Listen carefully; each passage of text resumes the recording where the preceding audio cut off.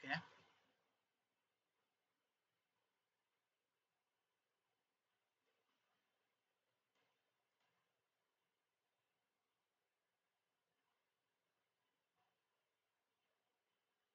ওকে, সবাই লাইভে যুক্ত হয়ে যাও। আমি কিছুক্ষণের মধ্যে ক্লাস শুরু করব। তোমাদের কম্পিউটার ফিফথ সেমিস্টারে যে সকল ফ্রেন্ডরা বা সহপাঠীরা আছে তাদের কাছে শেয়ার করে দাও, যারা যাতে ক্লাসটি করতে পারে। ঠিক আছে? তো আমি শুরু করতেছি ক্লাস। তোমরা জাস্ট একটু শেয়ার করে দাও।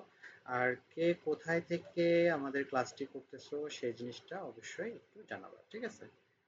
যে কে কোথায় থেকে ক্লাসটা করতেছো।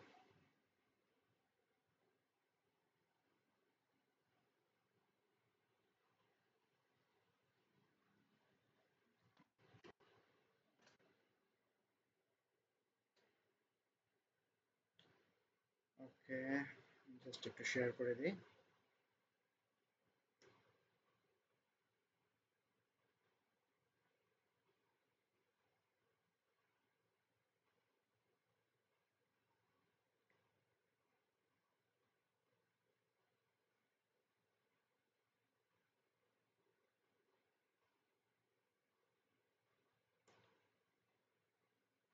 আমার কথা শুনতে কোনো সমস্যা হচ্ছে কিনা একটু কমেন্টে জানাও তোমরা একজন, যে আমার কথা ঠিকভাবে শুনতে সমস্যা হচ্ছে কিনা একটু জানাও।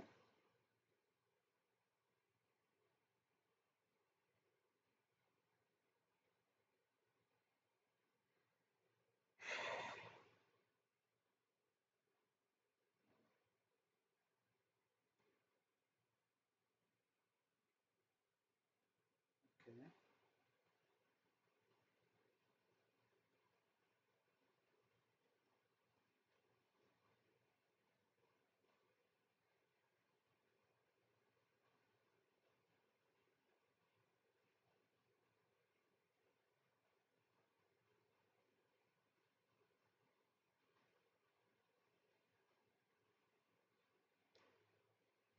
ওকে,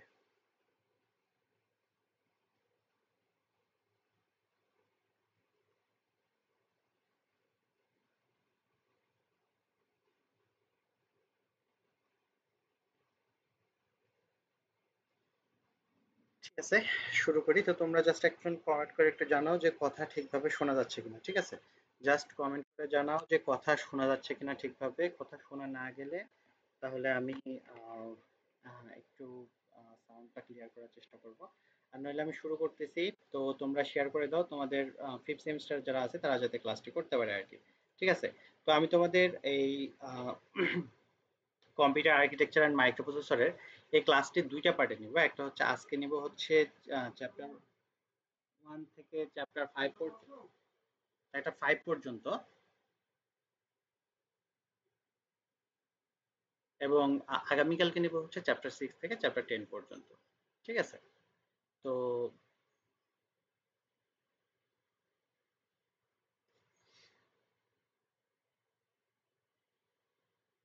ওকে, তো তোমরা একটু কমেন্টে কথা বলবা। কমেন্টে কথা না বললে আমি বুঝতে পারবো না। কমেন্টে কথা বলে জানাবো যে কি কোনো সমস্যা হচ্ছে কিনা। ঠিক আছে? তো দেখো, প্রত্যেকটা চ্যাপ্টারে আমরা যে কাজটা করব সেটা হচ্ছে কি, যে চ্যাপ্টারের শুরুতে আমরা প্রথম রচনামূলক কোশ্চেনগুলো একটু দেখার চেষ্টা করব, কারণ রচনামূলক প্রশ্নগুলো পড়লে আমাদের সংক্ষিপ্ত অতি সংক্ষিপ্তগুলো কিন্তু খুব সহজে ক্লিয়ার হয়ে যায়। ঠিক আছে? তো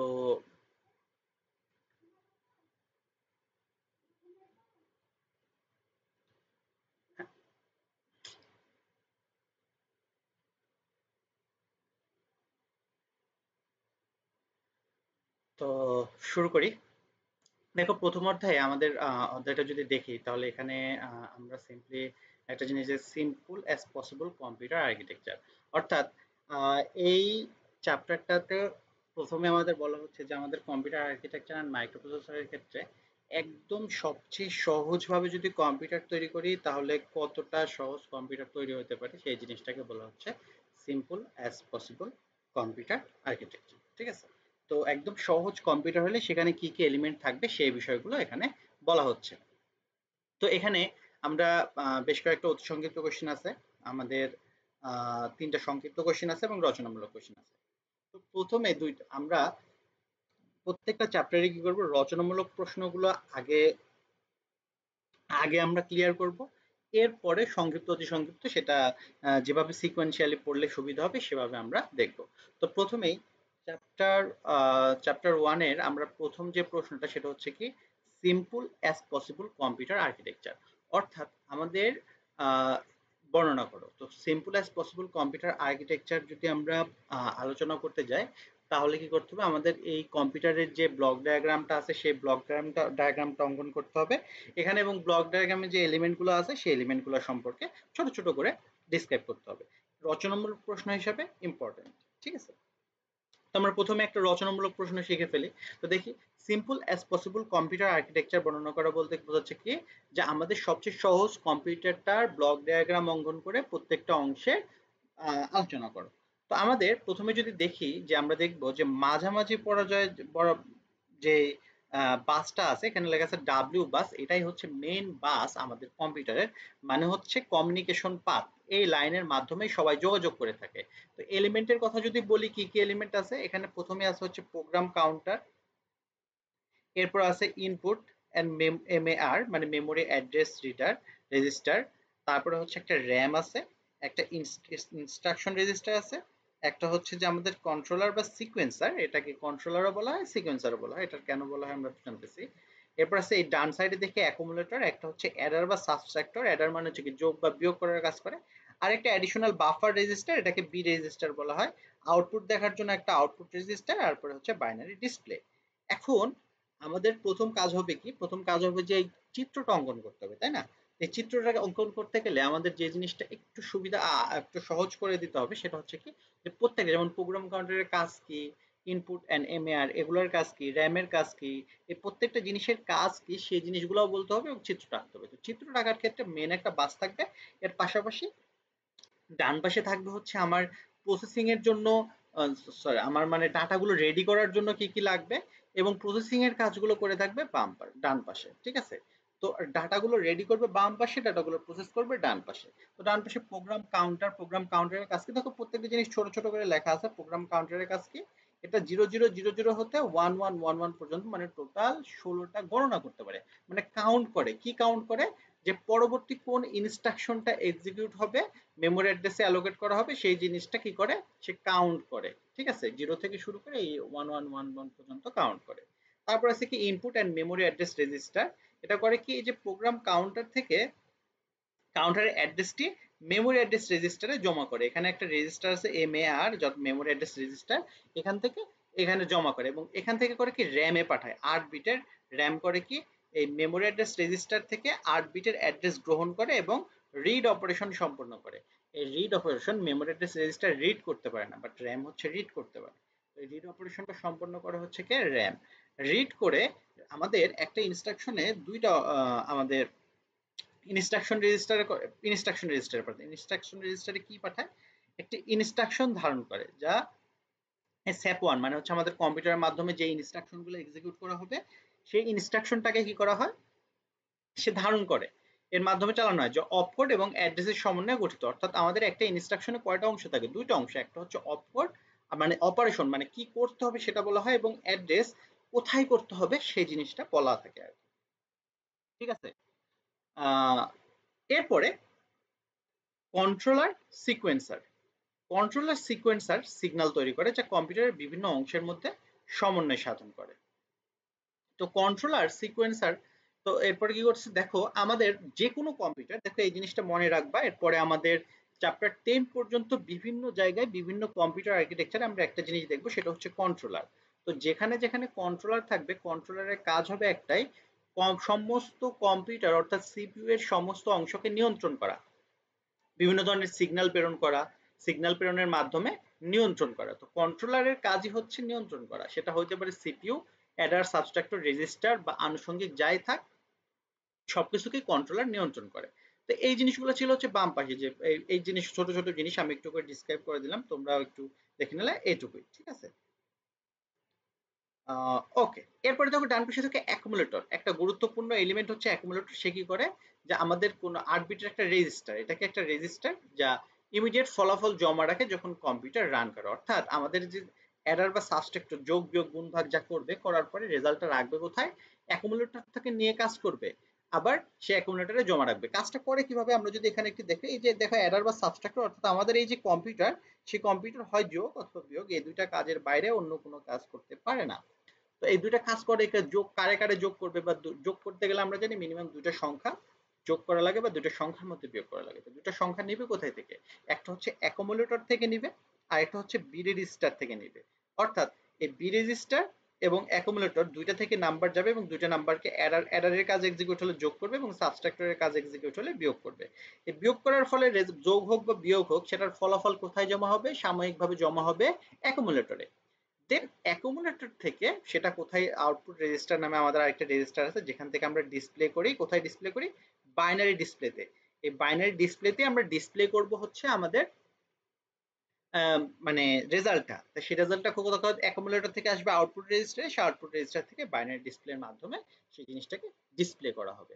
এই হচ্ছে আমাদের সিম্পল অ্যাজ কম্পিউটার আর্কিটেকচার। আশা করি সহজভাবে বোঝানোর চেষ্টা করছি। এই সেম ভাবে আমি যেভাবে বললাম বা এবং এই আমাদের বইতে যেভাবে লেখা আছে সেভাবে লিখে ফেললেই হয়ে যাচ্ছে। দেখো আরেকটি ইম্পর্টেন্ট রচনামূলক কোশ্চেন আছে এই চ্যাপ্টার 1 এর, সেই কোশ্চেনটা আমরা আগে শেষ করে ফেলি, এরপরে আমরা বাকি সংক্ষিপ্ত অধিসংখ্যে যাব। স্যাপ 1 কম্পিউটারের প্রতিটি ইনস্ট্রাকশনের কাজ বর্ণনা করো। দেখো ইনস্ট্রাকশন, ইনস্ট্রাকশন বলতে কি বোঝায়? যে কোনো নির্দেশনা, তাই না? তো এই স্যাপ 1 কম্পিউটারের কাজ কি? শুধুমাত্র যোগ অথবা বিয়োগ করতে পারে। তো যোগ এবং বিয়োগ করার জন্য অল্প একদম গুটি কয়েক ইনস্ট্রাকশন আছে, সেই ইনস্ট্রাকশন গুলোর কাজ কি সেটা বর্ণনা করতে হবে। তো এখানে বলা হচ্ছে যে ইনস্ট্রাকশন সেট রয়েছে স্যাপ 1 আর্কিটেকচারে 1 বাইট নিয়ে। 1 বাইট মানে কত? 8 বিটের একটা ইনস্ট্রাকশন ব্যবহার করে। তো 1 বাইটের আপার নিবল অর্থাৎ উপরের চারটা, অর্থাৎ 4 থেকে 7 পর্যন্ত হলো অপ কোড, মানে অপারেশন কোড, কি করতে হবে সেটা বলা হয় যে ইনস্ট্রাকশন শনাক্ত করে। এবং লোয়ার নিবল 0 থেকে 3 পর্যন্ত, এই চারটা হচ্ছে যে আমাদের প্যারামিটার, অর্থাৎ কোথায় কোন ডাটার উপরে বা কোন অ্যাড্রেসের উপরে কাজ করতে হবে সেই জিনিসটা এখানে বলা হয়। অর্থাৎ আমাদের স্যাপ 1 এর যে ইনস্ট্রাকশন গুলো আছে সেই ইনস্ট্রাকশন গুলো দুইটা পার্টে ভাগ করা হচ্ছে। আপার নিবল হচ্ছে অপকোড থাকবে এবং লোয়ার নিবল হচ্ছে আমাদের অ্যাড্রেস বা বিভিন্ন ধরনের প্যারামিটার কি কাজ করতে হবে সেই জিনিসগুলো পড়ার জন্য। তো ইনস্ট্রাকশন দেখো, প্রথমে আমরা দেখি নোপ, একটা সিম্পল অপারেশন। নোপ মানে হচ্ছে কি নো অপারেশন, মানে কোনো কাজ করা লাগবে না, তুমি চুপচাপ থাকো, এটাই বলা হচ্ছে। ঠিক আছে, নো অপারেশন বলতে কোনো কাজ করা হবে না এটাই। আর এল দিয়ে বোঝায় লোড, এ দিয়ে বোঝায় অ্যাকুমুলেটর, লোড অ্যাকুমুলেটর। ঠিক আছে, তো কোনো ডাটাকে যদি অ্যাকুমুলেটর কি একটা রেজিস্টার, 1 বাইটের রেজিস্টার অর্থাৎ 8 বিটের রেজিস্টার, এই রেজিস্টারে যদি কোনো ডাটা লোড করতে হয় তাহলে আমরা এই ইনস্ট্রাকশনটা ব্যবহার করি, যে এল দিয়ে তাহলে লোড অ্যাকুমুলেটর কোন ডাটাটা সেটা আমরা বলে দেব। এরপর হচ্ছে অ্যাড, আমরা জানি যে আমাদের স্যাপন কম্পিউটার কি করে? যোগ এবং বিয়োগের কাজ করে। তো অ্যাড এর মাধ্যমে কি করা হচ্ছে? যোগ করতেছে। এবং সাব, সাবের মাধ্যমে কি করবে? সাবের মাধ্যমে বিয়োগ করবে। আর কয়েকটা ইনস্ট্রাকশন থেকে আউট, আমরা জানি আউটপুট রেজিস্টার বা একটা আউটপুট ডিভাইস অ্যাকুমুলেটরের ডাটা স্থানান্তর করে। অর্থাৎ আমরা দেখছিলাম যে এটার সময় যে আমাদের সাময়িকভাবে রেজাল্টটা স্টোর করে রাখে অ্যাকুমুলেটরে এবং অ্যাকুমুলেটর থেকে এই আউটপুট রেজিস্টারে ডাটাটা স্থানান্তর করে। তো এই অ্যাকুমুলেটর থেকে ডাটাটা স্থানান্তর করার জন্য আমরা যেটা ব্যবহার করি সেটা হচ্ছে কি, যে আউট, এই আউট ইনস্ট্রাকশনটার মাধ্যমে আমরা অ্যাকুমুলেটর থেকে ডাটাটা আউটপুট রেজিস্টারে নিয়ে আসি। এরপরে হচ্ছে কি এসটিএ, এসটিএ বলতে কি যে স্টোর অ্যাকুমুলেটর, অ্যাকুমুলেটর ডাটা নির্দিষ্ট মেমোরি লোকেশনে স্টোর করার জন্য। অর্থাৎ অ্যাকুমুলেটরের ডাটা আমরা যদি আউটপুট রেজিস্টারে স্টোর করতে চাই তাহলে আউট ইনস্ট্রাকশন ব্যবহার করব, বা অন্য কোনো নির্দিষ্ট লোকেশনে যদি অ্যাকুমুলেটরের ডাটাটা রাখতে চাই আমরা তাহলে সেই লোকেশনটা সহকারে এই ইনস্ট্রাকশনটা ব্যবহার করতে হবে। জাম্প এবং জে জেড এটা হচ্ছে আনকন্ডিশনাল, মানে আনকন্ডিশনাল শালা যেখানে লাভ দিতে বলবি সেখানে লাভ দিবে। আর এটা হচ্ছে জে জেড অর্থাৎ জাম্প ইফ জিরো, অর্থাৎ এখানে মানে বোঝায় কি, এই যে জে জেড দিয়ে বোঝায় যে যদি,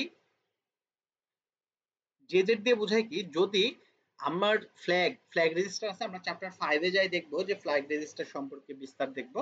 তো আমাদের এই ফ্ল্যাগের জিরো ফ্ল্যাগ যদি সেট হয় তাহলে কি হয়, এখানে জাম্প করে, নির্দিষ্ট লোকেশনে যেখানে জাম্প করতে বলা হয় সেখানে জাম্প করবে। তো দেখো এই হচ্ছে ইনস্ট্রাকশন, দেখা যাচ্ছে জাম্প, যে মেইনলি ইনস্ট্রাকশন নোপ, বিশেষ করে তোমাদের নোপ, এল দিয়ে, তারপর হচ্ছে অ্যাড, সাব, আউট, এসটিএ, এই যে কয়টা ইনস্ট্রাকশন, এই 5টা ইনস্ট্রাকশন, অবশ্যই 6টা, এই 6টা ইনস্ট্রাকশন অবশ্যই লিখতে হবে, ঠিক আছে। এই জাম্পের লাস্টের এই দুইটা ইনস্ট্রাকশন তোমরা না দিলেও পারো, সমস্যা নেই, বাট এই উপরের 6টা ইনস্ট্রাকশন অবশ্যই দিতে হবে। এটা এটা সংক্ষিপ্ত বা রচনামূলক, সংক্ষিপ্ত আকারে আসার সম্ভাবনা বেশি, রচনামূলকের মধ্যে রাখা হয়েছে, বাট এটা সংক্ষিপ্ত আকারে আসার সম্ভাবনা বেশি, ঠিক আছে। তো এই প্রথম কোশ্চেনটা যেটা রচনামূলক কোশ্চেনের জন্য ভেরি ভেরি ইম্পর্টেন্ট। তো এরপরে দেখো আমরা সাথে সাথে হাতে হাত আমরা অতি সংক্ষিপ্ত এবং সংক্ষিপ্ত প্রশ্নগুলো একটু দেখে ফেলি। দেখো আমাদের ম্যাক্সিমাম কোশ্চেন গুলো দেখবো যে আমাদের কাভার হয়ে গেছে। কেন রচনামূলক প্রশ্নটা প্রথমে আমরা সলভ করি, দেখো এটা দেখলে বুঝতে পারবা। প্রথমে একটা কোশ্চেন আছে, কম্পিউটার আর্কিটেকচার বলতে কি বোঝায়। তো কম্পিউটার আর্কিটেকচার কি, যে কম্পিউটারের গঠন, কার্যপ্রণালী এবং বিভিন্ন অংশের মধ্যে সংযোগ এবং তথ্য আদান প্রদানের যে উপায়, এটা কিভাবে কাজ করবে সেই জিনিসটা বলে দেওয়াকে বলা হচ্ছে আর্কিটেকচার। অর্থাৎ একটা ব্লু প্রিন্ট আমরা বলতে পারি যে কম্পিউটার কিভাবে কি করবে, কিভাবে প্রসেস করবে, কিভাবে ডাটা রাখবে, সেই জিনিসটার ব্লু প্রিন্ট নিজের ভাষায় লিখবা, ঠিক আছে। এভাবেই যে লেখা লাগবে এমন না, নিজের ভাষায় এই জিনিসটা বুঝায় লিখতে পারলেই হলো। ব্লুপ্রিন্ট মাথায় রাখবা, আর্কিটেকচার বলতে বোঝায় ব্লুপ্রিন্ট। তো ব্লুপ্রিন্ট তো আমরা বুঝি আসলে, বিভিন্ন মুভিতেও দেখায় ব্লুপ্রিন্ট কি, যে কোথায় কোন একটা বিল্ডিং এর ব্লুপ্রিন্ট বলতে কি বোঝায় সেই জিনিসটা বলা থাকে, তো এভাবে মনে রাখবা। ইনস্ট্রাকশন রেজিস্টার কি, আমরা ইনস্ট্রাকশন রেজিস্টার সম্পর্কে কিন্তু অলরেডি আমরা পড়ে আসছি, যে মানে আমাদের ইনস্ট্রাকশন রেজিস্টার বা আইআর হলো কি, রেজিস্টার যেখানে সিপিইউ বর্তমানে প্রক্রিয়াকরণরত ইনস্ট্রাকশনটি সংরক্ষণ করে, অর্থাৎ কারেন্টলি যে ইনস্ট্রাকশনটা এক্সিকিউট হবে সেই ইনস্ট্রাকশনটা সংরক্ষণ করে রাখে। অ্যাকুমুলেটর কি বলে, অ্যাকুমুলেটর সম্পর্কে আমরা আমাদের স্যাপ ওয়ান এর মধ্যে দেখছি।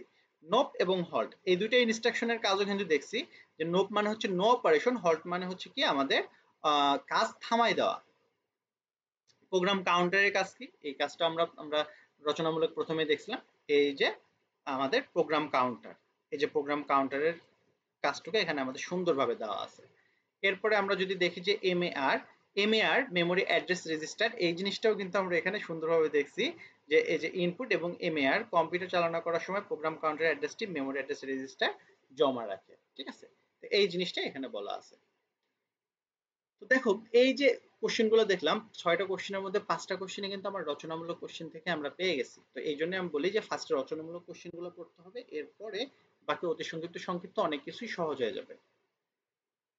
মেশিন সাইকেল এবং ফেজ সাইকেল বলতে কি বোঝায়, মেশিন সাইকেল এবং ফেজ সাইকেল বলতে কি, মেশিন সাইকেল বলতে বোঝায় একটি পূর্ণ কার্যক্রম চক্র, অর্থাৎ আমাদের একটা সম্পূর্ণ কাজ শেষ করতে যে কয়টা ইনস্ট্রাকশন ফেজ, ডিকোড, এক্সিকিউট এবং ফলাফল সংরক্ষণ করা, এই সম্পূর্ণ কাজটাকে মিলে বোঝা হচ্ছে মেশিন সাইকেল।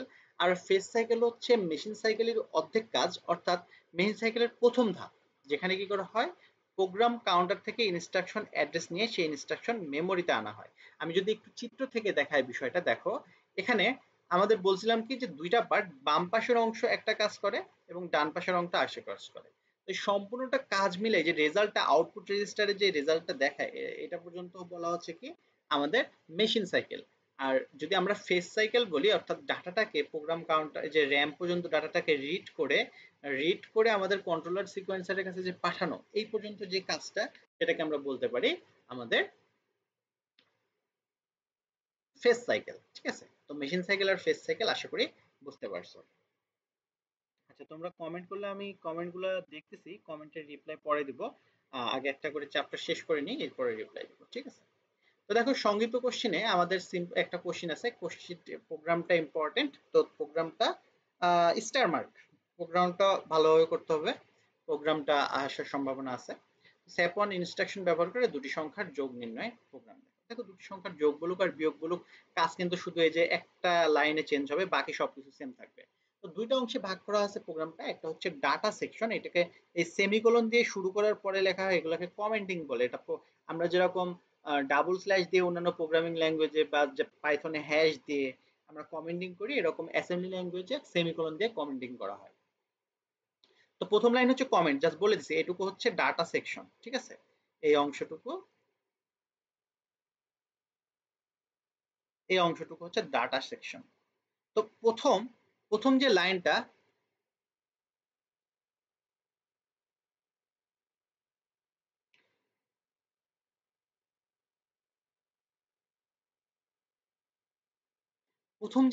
সেই লাইনটা বলছে ওআরজি 00H, এটার মানে বোঝাচ্ছে অরিজিন, অর্থাৎ আমার এখান থেকে একটা অ্যাড্রেস দেওয়া আছে, এই অ্যাড্রেস থেকে আমার প্রোগ্রামটা শুরু হবে। এরপরে দুইটা ডাটার মধ্যে যোগ করতে হবে, তো ডাটা দুইটা ডিফাইন করে দিছে, ডিবি ডিফাইন বাইট, বাইট মানে হচ্ছে কি মানে 8 বিট, তাই না? তো এই 05 একটা ডাটা দিছে এবং ডাটা 2 দিছে হচ্ছে আরেকটা। তো এরপরে সাম নামে আরেকটা ভেরিয়েবল আছে 00 ইনিশিয়ালাইজ করে দিছে, অর্থাৎ সাম নামের ভেরিয়েবলটাতে আপাতত 0 আছে, যেরকম আমরা প্রোগ্রামে কোনো কিছু যোগ করার সময় 0 দিয়ে ইনিশিয়ালাইজ করে দিই, সেম কাজটাই করছে। এরপরে কোড সেকশন, অর্থাৎ আমাদের কাজ প্রসেস লজিকটা কিভাবে কাজ করবে, স্টার্ট, অর্থাৎ আমাদের কোড সেকশন শুরু হলো। এরপরে এলডিএ, এর প্রোগ্রাম আমাদের ইনস্ট্রাকশনের কাজ হলো লোড অ্যাকুমুলেটর, অর্থাৎ এই ডাটা 1 এর ভিতরে যে ডাটাটা আছে সেই ডাটাটাকে অ্যাকুমুলেটরে লোড করা হবে। এরপর হচ্ছে add data two, add data two মানে হচ্ছে কি, অ্যাড মানে কি, যোগ করবে, কি যোগ করবে, অ্যাকুমুলেটরে যে ডাটা আছে সেই ডাটার সাথে এই ডাটা টুকে যোগ করবে এবং যোগ করে অ্যাকুমুলেটরে রাখবে। তো এই কাজটা করবে কে, এই অ্যাড ইনস্ট্রাকশনের মাধ্যমে। এরপরে এসটিএ সাম, তো আচ্ছা আজকে এসটিএস সাম মানে কি, যে অ্যাকুমুলেটরের যে ডাটাটা আছে সেই ডাটাটা এই সাম ভেরিয়েবলের ভিতরে সে স্টোর করে রাখবে। এরপরে হচ্ছে হল্ট মানে কি, প্রোগ্রামটা শেষ বোঝায় বা সমাপ্তি বোঝায়, যে এখানে প্রোগ্রামটা শেষ হইলো। তো এই ছিল হচ্ছে কি, যে আমাদের দুইটা সংখ্যার মধ্যে যোগের প্রোগ্রাম।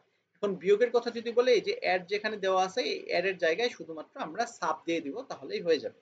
ঠিক আছে, এই প্রোগ্রামটা ইম্পর্টেন্ট। তো একটা হচ্ছে এখানে দেখো, আরেকটা কোশ্চেন দেখো, মাইক্রো ইনস্ট্রাকশন এবং ম্যাক্রো ইনস্ট্রাকশন বলতে কি বোঝায়।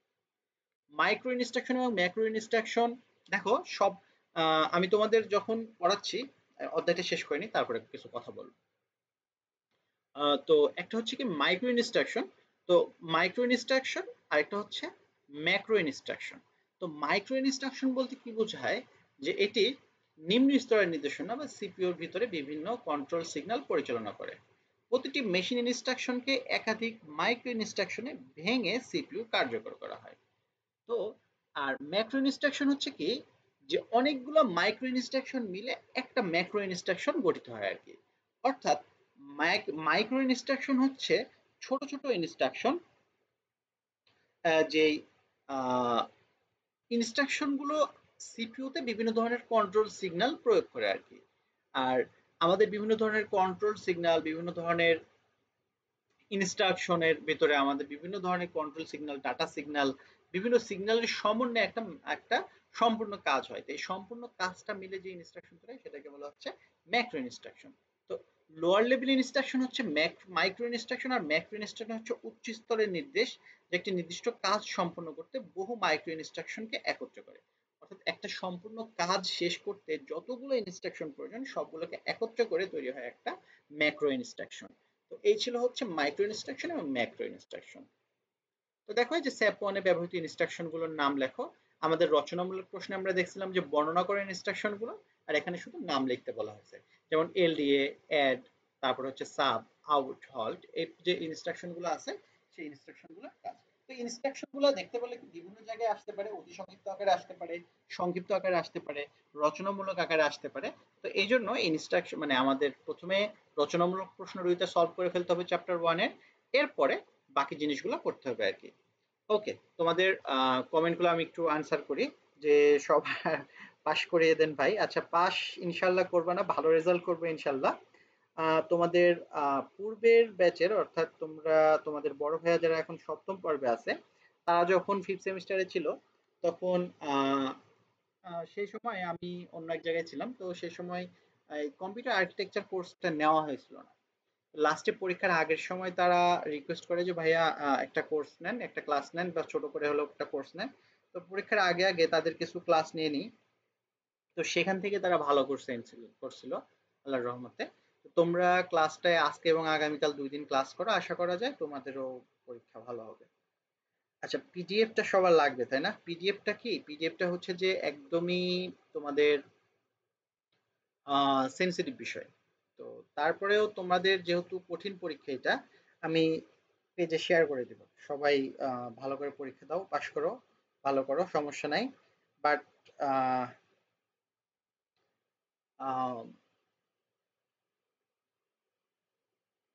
শেয়ার করো, সমস্যা নেই, সবার কাছে শেয়ার করো।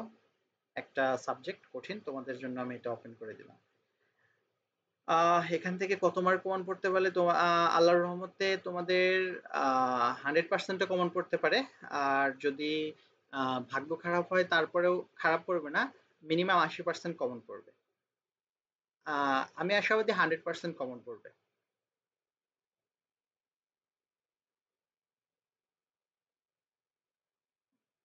আচ্ছা ঠিক আছে, পিডিএফটা দিব, এখন ক্লাস করো সবাই। ক্লাস শেষে আমি পিডিএফটা দিয়ে দিব। ওকে,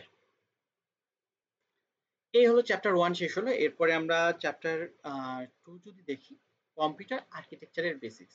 দেখো, এই যে চ্যাপ্টার কম্পিউটার আর্কিটেকচারের বেসিক্স, আমরা নরমালি এই সাবজেক্টটা কঠিন লাগে। তো কঠিন লাগার পিছনে আসলে বেশ কিছু কারণও আছে। সেটা হচ্ছে কি যে একটু অগোছালো লাগে আর কি বিষয়টা। তো দেখো যে আমাদের প্রথমে দেখলাম চ্যাপ্টার 1 এ যে স্যাপ 1 কম্পিউটার আর্কিটেকচার। এটা কি ছিল? একটা কম্পিউটার আর্কিটেকচার ছিল স্যাপ 1।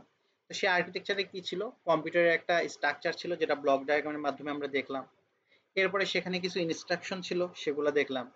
এরপরে সেখানে আমরা দেখলাম হচ্ছে কি যে সেখানের যে ইন্টারনাল যে বিষয়গুলো ছিল, সেই বিষয়গুলো কোনটার কি কাজ সেটা দেখলাম। তো এখন সেটা ছিল হচ্ছে স্যাপ 1। এখানে আবার কম্পিউটার আর্কিটেকচারের বেসিক্স নামে আরেকটা চ্যাপ্টার। তো এখানে কি হয়েছে, এখানে বিভিন্ন ধরনের আর্কিটেকচার। ওটা ছিল simple as possible computer architecture. এখানে আরো বিভিন্ন ধরনের আর্কিটেকচার আছে, সেই আর্কিটেকচার গুলো সম্পর্কে এখানে আলোচনা করা হয়েছে। তো এখানে কিছু অতি সংক্ষিপ্ত কোশ্চিন আছে, 7টা। সংক্ষিপ্ত কোশ্চিন আছে হচ্ছে এখানে বেশ কিছু সংক্ষিপ্ত কোশ্চিন আছে। আমি সবগুলোর জন্য ইম্পর্টেন্ট বলবো না, আমি ইম্পর্টেন্ট গুলো বলে দেবো। প্রায় 10টার মতো সংক্ষিপ্ত কোশ্চিন আছে, আমি 10টাই ইম্পর্টেন্ট দিয়ে বলবো না তোমাদের। দেখো, মানে সহজ হয়ে যাবে কোথায় সেই জিনিসটা দেখো। আমরা রচনামূলক কোশ্চেন গুলো আগে করব। তো ভেরি ভেরি ইম্পর্টেন্ট, ধরে রাখো পরীক্ষায় চলে আসছে, সেটা হচ্ছে যে হাফম্যান অপকোড এনকোডিং পদ্ধতি বর্ণনা করো। মানে এটা খুবই ইম্পর্টেন্ট, মানে পরীক্ষায় আসার সম্ভাবনা 99%। তো দেখো কেন ইম্পর্টেন্ট সেই জিনিসটা আমরা বলি। দেখো আগে এনকোডিং জিনিসটাকে আমি যদি একটু বলি, যে আমাদের যে ইনস্ট্রাকশন গুলো আছে, এই যে লোড একটা ইনস্ট্রাকশন, এসটি এটা একটা ইনস্ট্রাকশন। তো এই ইনস্ট্রাকশন গুলো মূলত আমাদের কম্পিউটার বুঝে না। কম্পিউটার বুঝে কি? কম্পিউটার বুঝে শুধুমাত্র জিরো এবং ওয়ান। তো এই জিরো এবং ওয়ানের মাধ্যমে কম্পিউটারকে সবকিছু বোঝাইতে হয়। এই জন্য আমাদের ইনস্ট্রাকশন গুলার যে ইনস্ট্রাকশন গুলো আছে, সেই ইনস্ট্রাকশন গুলোর বাইনারি ফরম্যাট তৈরি করা লাগে। এই বাইনারি ফরম্যাট তৈরি করাটার পদ্ধতিকেই বলা হয় এনকোডিং। অর্থাৎ এই প্রত্যেকটা ইনস্ট্রাকশনের জন্য আলাদা আলাদা বাইনারি কোড তৈরি করাকে বলা হয় এনকোডিং। ঠিক আছে? তো বিভিন্ন টেকনিক ব্যবহার করে এই এনকোডিং এর কাজটা করা হয়। তো এর মধ্যে একটা পপুলার টেকনিক হচ্ছে হাফম্যান অপকোড এনকোডিং। আমরা দেখব যে এনকোডিং কত প্রকার, কোন এনকোডিং মানে কি, সবগুলোই দেখব। তো আমরা যেহেতু রচনামূলক প্রশ্নটা প্রথমে দেখতেছি, হাফম্যান অপকোড এনকোডিং পদ্ধতিটা আমরা প্রথমে দেখি। তো দেখো বলা হচ্ছে কি, যে এনকোডিং পদ্ধতিতে বহুল ব্যবহৃত ইনস্ট্রাকশন। বহুল ব্যবহৃত মানে কি? যে ইনস্ট্রাকশন গুলো বেশি ব্যবহার হয়। বহুল ব্যবহৃত ইনস্ট্রাকশন গুলোর অপকোডকে ফিউয়ার বিট দ্বারা, ফিউয়ার বিট মানে হচ্ছে কম সংখ্যক বিট দ্বারা, এবং কম ব্যবহৃত ইনস্ট্রাকশন গুলোর অপকোডকে অধিক সংখ্যক বিট দ্বারা এনকোড করা হয়, তাকে হাফম্যান অপকোড এনকোডিং বলে। তো দেখো, যেটা বেশি ব্যবহার হয় সেটাকে যদি আমরা কম বিট দ্বারাও করি, তাহলে আমাদের মেমোরি খরচ কম হবে। অর্থাৎ যেটা বারবার ব্যবহার হচ্ছে সেটার জন্য আমরা কম সংখ্যক জায়গা দখল করবে, এবং যেটা বেশি ব্যবহার হচ্ছে সেটার জন্য আমরা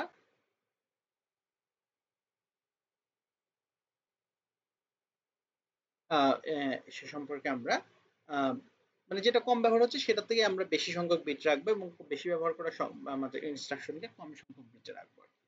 আচ্ছা, আরাফাত বলছো যে তোমাদের সাজেশন বইয়ের কিছু প্রশ্ন দেখলাম, আমাদের মূল বইয়ের প্রশ্নের ভিতরের প্রশ্নগুলো নাই। হ্যাঁ, এই কোশ্চেনটা তোমরা এর আগেও বলছো। তো দেখো, তোমাদের যেগুলো হচ্ছে তোমাদের মূল বইতে নাই, সেই কোশ্চেনগুলা আমার একটু বলবা যে ভাই এই কোশ্চেনটা নাই, ঠিক আছে? তাহলে আমি বিষয়টা দেখবো যে সেই কোশ্চেনটা বাদ দেওয়া যায় কিনা। আসলে আমি মানে এটা হচ্ছে তোমাদের সিলেবাস বলে একটা বিষয় আছে, সিলেবাস থেকে অনেক সময় বইয়ের বাইরেও কোশ্চেন চলে আসতে পারে। কারণ হক পাবলিকেশন তো আসলে মূল বই না, সেটা হচ্ছে একটা পাবলিকেশনের বই। সেটা তো মূল বই না, মূল হচ্ছে তোমাদের সিলেবাস, মানে যেটা তোমাদের বিটিবি থেকে প্রোভাইড করা হয়। তো মূল বই বলতে হক বা টেকনিক্যালের বই মূল বই না। তো কোন প্রশ্নগুলো নাই সেটা একটু আমারে জানাবা। তো সেই কোশ্চেনগুলো আমি দেখে বলতে হবে যে আসলে এই কোশ্চেনগুলো আসলে মানে বাদ দেওয়া যায় কিনা। এটা বিভিন্ন কিছু অ্যানালাইসিস করে আমাদের এই সাজেশন বইটা তৈরি করা। তো এমন হতে পারে যে তোমার হচ্ছে যে সেই প্রশ্নটা তোমার ইম্পর্টেন্ট, হয়তো বা তোমাদের বইয়ে নাই, পরীক্ষায় চলে আসতে পারে। তো এমনিতেও আমি ইম্পর্টেন্ট বিষয়গুলো আমি তোমাদের ক্লাসে আজকে বলে দিব, চ্যাপ্টার 1 থেকে 5, কালকে চ্যাপ্টার 6 থেকে 10 পর্যন্ত বিষয়গুলো বলে দিব। দেখো, তো এখানে বলা হয়েছে কি যে হাফম্যান অফ কোড এনকোডিং পদ্ধতি। তো এখানে কিছু ইনস্ট্রাকশন দেওয়া আছে। এই ইনস্ট্রাকশন গুলো তোমাদের পরীক্ষাতে দিয়েও দেওয়া থাকতে পারে, না দেওয়া থাকলে এভাবে নিজেদের মতো করে লিখে ফেলবা। Load, STA, add, and, not, আর শিফট, জাম্প, হল্ট, মূলত এগুলো জাস্ট কিছু ইনস্ট্রাকশনের কথা বলা আছে। এই ইনস্ট্রাকশন গুলোর রিলেটিভ ফ্রিকোয়েন্সি কাউন্ট, অর্থাৎ কোনটা কি পরিমাণ ব্যবহার হয় সেই জিনিসটা বলা আছে। তো 1/4, 1/4, 1/8, 1/8, একের মধ্যে 4, একের মধ্যে 8, একের এভাবে কি বোঝাচ্ছে সবচেয়ে ছোট কোনটা, অর্থাৎ 1/16, এগুলো হচ্ছে সবচেয়ে ছোট, অর্থাৎ সবচেয়ে কম ব্যবহার হয় কোনটা, এর নিচের গুলো সবচেয়ে কম ব্যবহার হয় আর উপরের গুলা বেশি ব্যবহার হয়। এখন করতে হবে কি, প্রথমে ইনস্ট্রাকশন সময়কে গ্রাফের মাধ্যমে সাজাইতে হবে এবং ইনস্ট্রাকশনের রিলেটিভ ফ্রিকোয়েন্সি কাউন্ট অনুসারে বাম দিক থেকে পর্যায়ক্রমে ডান দিকে বসানো হয়। অর্থাৎ আমাদের এই জিনিসগুলো করতে হবে কি, যে ফার্স্টে সাজাইতে হবে, এরপরে ডান দিক থেকে বাম দিকে বসাবো, এরপরে ডান দিক থেকে দুটি করে নোড তৈরি করে কি করা হবে, নোড তৈরি করা হবে এবং নোডের মান 1 হওয়া পর্যন্ত এই কাজটা করতে থাকবো। এভাবে বর্ণনা শুনে হয়তো একটু কঠিন লাগছে, বাট আমি পুরোটা করে নিই, তারপরে আমি চিত্র থেকে বিষয়টা বুঝে দেবো। বামের নোডকে 1 দ্বারা এবং ডানের নোডকে 0 দ্বারা লেবেল করা হয়। এখানে রুট থেকে প্রতিটি ইনস্ট্রাকশনের জন্য লেবেল অনুসারে অপকোড তৈরি করা হয়। এখন দেখো চিত্রে কি করা হয়েছে, সিরিয়াল অনুসারে এই যে প্রথম থেকে load, ST, add, and, not, এভাবে এক সাইড থেকে ডান বাম থেকে ডান পর্যন্ত সাজানো হয়েছে। সাজানোর পরে তাদের রিলেটিভ ফ্রিকোয়েন্সি গুলো লেখা হয়েছে নিচে, ঠিক আছে। রিলেটিভ ফ্রিকোয়েন্সি গুলো লেখার পরে দেখো সেম সেম ফ্রিকোয়েন্সি ডান দিক থেকে 1/16 এবং 1/16, 1/16 এবং 1/16 কে যোগ করলে কত হয়, 1/8।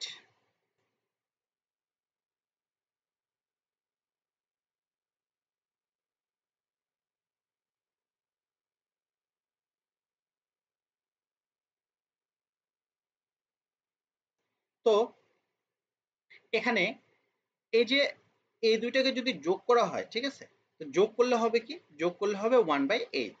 এইভাবে সেম ভাবে 1/16 এবং 1/16 কে যোগ করা হলে এখানে হলো 1/8, 1/8 আর 1/8 কে যোগ করলে হয় 1/4 এবং 1/4 এবং 1/4 কে যোগ করলে হয় হচ্ছে 1/2।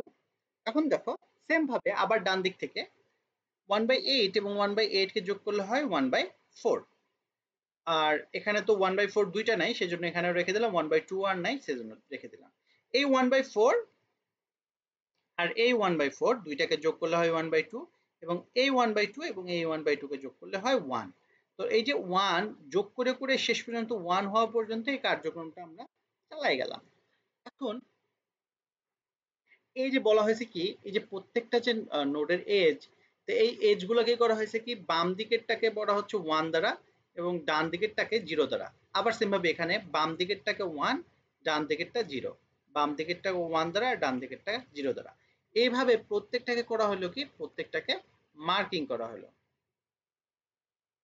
এখন মার্কিং করার পর করা হবে কি, এই যে প্রত্যেকটার জন্য যে অপকোড তৈরি করা, অপকোডটা কিভাবে তৈরি করা হবে, অপকোডটা তৈরি করা হবে হচ্ছে রুট থেকে, অর্থাৎ এখান থেকে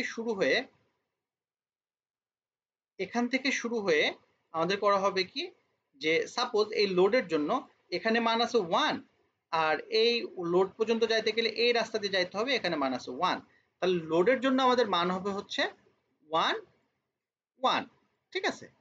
তারপরে সেম ভাবে আমরা যদি এসটি এর জন্য করি, এখান থেকে রুট থেকে শুরু করব, রুটে এখানে মান আছে 1 আর এখানে মান আছে 0, তাহলে আমাদের এসটি এর জন্য হবে 1 0।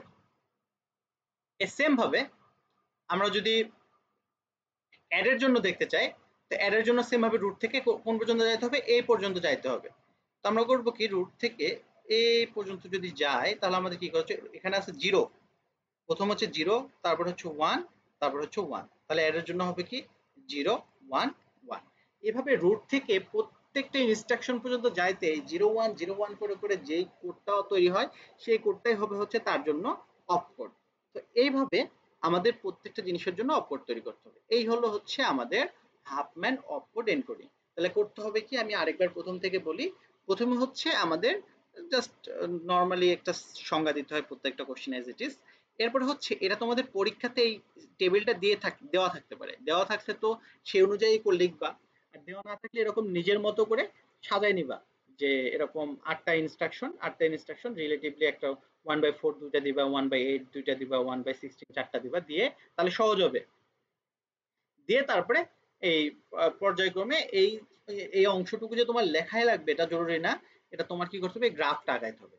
গ্রাফটা আঁকায় দেন তারপরে তোমার গ্রাফের সেম ভাবে যোগ করে করে 1 পর্যন্ত আসবে, এরপরে বামেরটাকে 1 ডানেরটাকে 0, বামেরটাকে 1 ডানেরটাকে 0, এবং প্রত্যেকটার ডানেরটা 1 বামেরটা 0, ডানেরটা 1 বামেরটা 0, এভাবে সবগুলো লেখার পরে সেম এই রুট থেকে ইনস্ট্রাকশন পর্যন্ত যাইতে যে যে সংখ্যাটা আসে সেভাবে আমাদের কি করতে হবে, ইনস্ট্রাকশনের কোডগুলো লিখে ফেলতে হবে, তাহলেই হয়ে গেল আমাদের হাফম্যান অপকোড এনকোডিং। ওকে, তো এরপর আমরা পরবর্তী কোশ্চেন যদি দেখি, জেনারেল রেজিস্টার মেশিন এর ব্লক চিত্র অঙ্কন করে বিভিন্ন অংশে বর্ণনা দাও।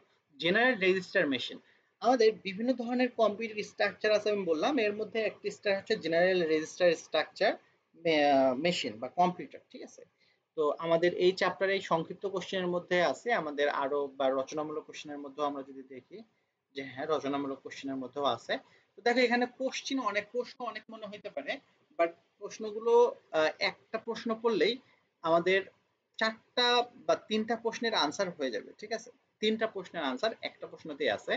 তো কিভাবে জিনিসটা একটু দেখায়, তো জেনারেল রেজিস্টার মেশিনের ব্লক চিত্র অঙ্কন করে বিভিন্ন অংশের বর্ণনা করো। তো জেনারেল রেজিস্টার মেশিন বলতে কি বোঝানো হচ্ছে, যে কম্পিউটার স্ট্রাকচার প্রসেসরে একাধিক জেনারেল রেজিস্টার রয়েছে বলে একে জেনারেল রেজিস্টার মেশিন বলা হচ্ছে, ঠিক আছে। অর্থাৎ কি বলা হচ্ছে, যে একাধিক রেজিস্টার, জেনারেল রেজিস্টার বলতে কি, যে রেজিস্টার গুলোকে আমরা জেনারেল কাজের জন্য ব্যবহার করতে পারি সেই রেজিস্টার গুলোকেই বলা হয় জেনারেল রেজিস্টার, ঠিক আছে। অর্থাৎ সাধারণ কাজে, কখনো ডাটা রাখার জন্য, কখনো যোগ করে যোগফল রাখার জন্য, কখনো গুণ করে গুণফল রাখার জন্য, কখনো দুইটা অ্যাড্রেস রাখার জন্য, অর্থাৎ বিভিন্ন সময় বিভিন্ন কাজে ব্যবহার করতে পারি, এই জন্য এটাকে বলা হয় জেনারেল রেজিস্টার মেশিন, ঠিক আছে। তো আর আমাদের বলা হচ্ছে কি, যে জেনারেল কম্পিউটার স্ট্রাকচারের প্রসেসরে, আমাদের যে প্রসেসর আছে মেইন প্রসেসিং ইউনিট, সেই প্রসেসরে কি করা হচ্ছে, একাধিক জেনারেল রেজিস্টার রয়েছে। তো একাধিক জেনারেল রেজিস্টার রয়েছে বলে একে জেনারেল রেজিস্টার মেশিন বলা হচ্ছে। এই মেশিনের রেজিস্টার সমূহ সিপিইউ এর মেমোরির এবং কি এলিমেন্ট হিসেবে কাজ করে। সিপিইউ এর বলতে কি, প্রসেসরের মেমোরি, এবং কি এলিমেন্ট বলতে এই রেজিস্টারের মাধ্যমে এই সকল কার্যক্রমগুলো আসলে প্রসেসর করে থাকে, এই জন্য এটাকে বলা হচ্ছে জেনারেল রেজিস্টার মেশিন। আশা করি বুঝতে পারছো জেনারেল রেজিস্টার মেশিন বলতে কি বোঝানো হচ্ছে। আমরা যদি চিত্রটা দেখি তাহলে একটু ভালোভাবে বুঝতে পারবো। দেখো এখানে আমাদের এই জেনারেল রেজিস্টার মেশিনে এখানে করা হয়েছে কি, এই হচ্ছে আমাদের একটা বাস, এই বাসের সাথে এই এএলইউ অর্থাৎ আমাদের সিপিইউ এর মেন অংশ অ্যারিথমেটিক লজিক ইউনিট, এটার সাথে আমাদের করা হয়েছে কি, এই যে R0 থেকে R7 পর্যন্ত টোটাল 8টা রেজিস্টার, এই রেজিস্টারকেই বলা হয় জেনারেল রেজিস্টার। এই জেনারেল রেজিস্টার গুলোর মাধ্যমে এএলইউ যোগ করে যোগফল এখানে রাখে, এখান থেকে নিয়ে যোগ করে এখানে ডাটাগুলো রাখে, বিভিন্ন ধরনের কাজ করে। তো এই জন্য এই রেজিস্টারকে, এই সিপিইউটাকে বলা হয় জেনারেল রেজিস্টার মেশিন বা জেনারেল রেজিস্টার কম্পিউটার। তারপরে এখানে দেখো আরো বেশ কিছু জিনিস আছে, যেমন একটা হচ্ছে ফ্ল্যাগ রেজিস্টার আছে। ফ্ল্যাগ রেজিস্টার কি হয়, সেট এবং রিসেট হয় আমাদের এই এএলইউ এর রেজাল্টের উপরে। এরপরে আছে আইআর ইনস্ট্রাকশন রেজিস্টার। এরপর আছে কন্ট্রোল ইউনিট। কন্ট্রোল ইউনিটের কাজ কি, সবাইরে কন্ট্রোল করা, অর্থাৎ নিয়ন্ত্রণ করে কন্ট্রোল সিগন্যালের মাধ্যমে। এরপর এসপি স্ট্যাক পয়েন্টার, ইয়ার ইফেক্টিভ অ্যাড্রেস রেজিস্টার, এবং পিসি প্রোগ্রাম কাউন্টার। এই জিনিসগুলো কি, সেগুলো দেখো আমাদের সবগুলো অল্প অল্প করে বর্ণনা করতে হবে। এখন দেখো জেনারেল রেজিস্টার, জেনারেল রেজিস্টারের কাজটাকে আমি কিন্তু বলছি প্রথমে, যে R0 থেকে R7 পর্যন্ত এগুলোকে জেনারেল রেজিস্টার বলা হয়, ডাটা মেমোরি অথবা অ্যাড্রেস অথবা এএলইউ এর কার্যক্রম শেষে ফলাফল সাময়িক সময়ের জন্য ধারণ করে, এই জন্য এটাকে বলা হচ্ছে জেনারেল রেজিস্টার। এরপরে প্রোগ্রাম কাউন্টার। প্রোগ্রাম কাউন্টার কোথায় ছিল, এই যে আমাদের পিসি প্রোগ্রাম কাউন্টার, আমাদের মেন বাসের সাথে পিসি ইআর এবং এসপি এই জিনিসগুলো সংযুক্ত আছে।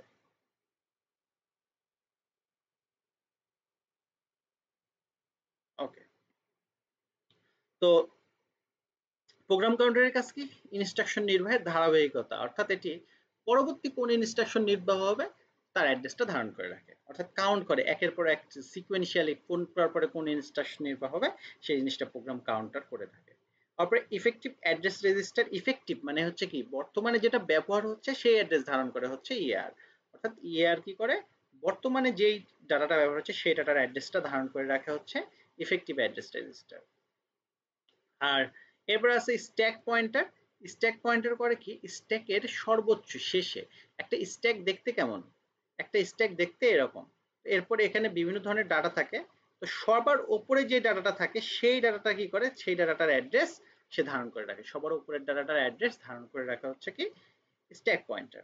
আর অ্যারিথমেটিক লজিক ইউনিটের কাজ আমরা জানি, এখানে গাণিতিক এবং যৌক্তিক কাজ করে, গাণিতিক অংশে যোগ বিয়োগ গুণ ভাগ আর যৌক্তিক অংশে and gate or gate not gate এই কাজগুলো করে থাকা হচ্ছে আমাদের অ্যারিথমেটিক লজিক ইউনিট। আর ফ্ল্যাগ রেজিস্টারের কাজ কি, ফ্ল্যাগ রেজিস্টারের কাজ হচ্ছে ফ্ল্যাগ হচ্ছে ফ্লিপ ফ্লপের সমষ্টি যা বিভিন্ন অ্যারিথমেটিক এবং যৌক্তিক এই যে এএলইউ এর যে কার্যক্রম আমরা এখানে দেখতে পাচ্ছি যে এএলইউ আছে, সেই এএলইউ এর কার্যক্রম শেষে আমাদের এখানে এএলইউ এর রেজাল্ট হতে পারে কি যোগ করার পর যোগফল 0 হইতে পারে, সেজন্য একটা ফ্ল্যাগ সেট হবে, নেগেটিভ হইতে পারে, আমাদের ফলাফলে ক্যারি জেনারেট হইতে পারে। এরকম রেজাল্টের বিভিন্ন কন্ডিশনের জন্য বিভিন্ন ধরনের ফ্ল্যাগ সেট হয় বা রিসেট হয়, সেট বলতে 1 হয়, রিসেট বলতে 0 হয়। তো এই ফ্ল্যাগ রেজিস্টারের মাধ্যমে বুঝতে পারি আসলে আমাদের আউটপুটের রেজাল্টটা কেমন হলো, ঠিক আছে। তো এই হলো বিষয় আর কি। এরপর হচ্ছে ইনস্ট্রাকশন রেজিস্টার কি, যে ইনস্ট্রাকশন নির্বাহ হবে তা ধারণ করে, ঠিক আছে। ইনস্ট্রাকশন রেজিস্টার কি করে যে ইনস্ট্রাকশন এক্সিকিউট হবে সেই ইনস্ট্রাকশনটা। আর কন্ট্রোল ইউনিট বলছি সবারই কন্ট্রোল করাই তার কাজ, বিভিন্ন টাইমিং এবং কন্ট্রোল সিগন্যালের মাধ্যমে অভ্যন্তরীণ এবং বহিস্থ ডিভাইস সমূহকে নিয়ন্ত্রণ করে, তথা কম্পিউটারের সকল কার্যক্রমকেই সেই নিয়ন্ত্রণ করে। তো এই হচ্ছে কন্ট্রোল ইউনিটের কাজ। তো এখানে আমরা 8086 প্রসেসর দেখবো, সেখানেও এই কন্ট্রোল ইউনিটের কাজ সেম, সবগুলাতে সেম। এখন দেখো এই সেম টাইপের আরো দুইটা কোশ্চেন আছে, একটা হচ্ছে কি সেম জিনিস মানে একদম অলমোস্ট সেম টু সেম, সেটা হচ্ছে কি যে একটা হচ্ছে অ্যাকুমুলেটর বেসড মেশিন এর ব্লক ডায়াগ্রাম অঙ্কন করে বর্ণনা করো, আর একটা হচ্ছে স্ট্যাক বেসড মেশিনের ব্লক ডায়াগ্রাম অঙ্কন করে বর্ণনা করো, ঠিক আছে। তো এইখানে দুইটা জিনিস সেম, কেন সেম বলতেছি দেখো, এখানে এ দেখো এর আমরা যদি অ্যাকুমুলেটর বেসড মেশিনের কথা বলি এবং আমরা জেনারেল রেজিস্টার মেশিনের কথা বলি, এখানে পার্থক্যটা কোথায়, পার্থক্যটা হচ্ছে শুধুমাত্র এই যে এখানে আমাদের জেনারেল রেজিস্টার ছিল এখানে, আর আমাদের এই অ্যাকুমুলেটর বেসড মেশিনের এখানে আছে হচ্ছে কি এখানে আছে আমাদের অ্যাকুমুলেটর। তো বাকি এই যে program counter, effective address register, stack pointer, IR, control unit, flag register, ALU বাকি সবকিছু সেম এবং বর্ণনাগুলোও সেম, ঠিক আছে। এই যে stack pointer, arithmetic logic unit, flag register, instruction register, control unit সবকিছু সেম। বাট তাহলে করতে হবে কি যে অ্যাকুমুলেটরের কাজ কি, আমাদের যখন জেনারেল রেজিস্টার মেশিন ছিল সেখানে করতে কি জেনারেল রেজিস্টার ও তার সকল কার্যক্রমগুলো শেষ করে এবং ফলাফল সাময়িকভাবে রাখার জন্য বা বিভিন্ন ডাটা রাখার জন্য জেনারেল রেজিস্টার গুলো ব্যবহার করত। এখানে অ্যাকুমুলেটর করবে কি যে আমাদের অ্যারিথমেটিক এবং লজিক অপারেশনে ডাটাগুলো অ্যাকুমুলেটর থেকে নিয়ে কাজ করে এবং অপারেশন শেষে ফলাফল অ্যাকুমুলেটরে জমা হয়, ঠিক আছে। তো এই হচ্ছে অ্যাকুমুলেটর, এই জন্য এটাকে অ্যাকুমুলেটর বেসড মেশিন বলে। তো এই জন্য এটাকে দুটো উদাহরণ দেওয়া আছে, তো বাকি সবকিছু সেম, মানে হচ্ছে কি যে এখানে অ্যাকুমুলেটর ব্যবহার করা হয় এই জন্য এটা অ্যাকুমুলেটর বেসড মেশিন, ওখানে জেনারেল রেজিস্টার ব্যবহার করা হয় এই জন্য এটা জেনারেল রেজিস্টার, আর এখানে স্ট্যাক বেসড মেশিন অর্থাৎ এখানে একটা যেটা টেম্প লেখা আছে না, এটা মূলত একটা স্ট্যাক,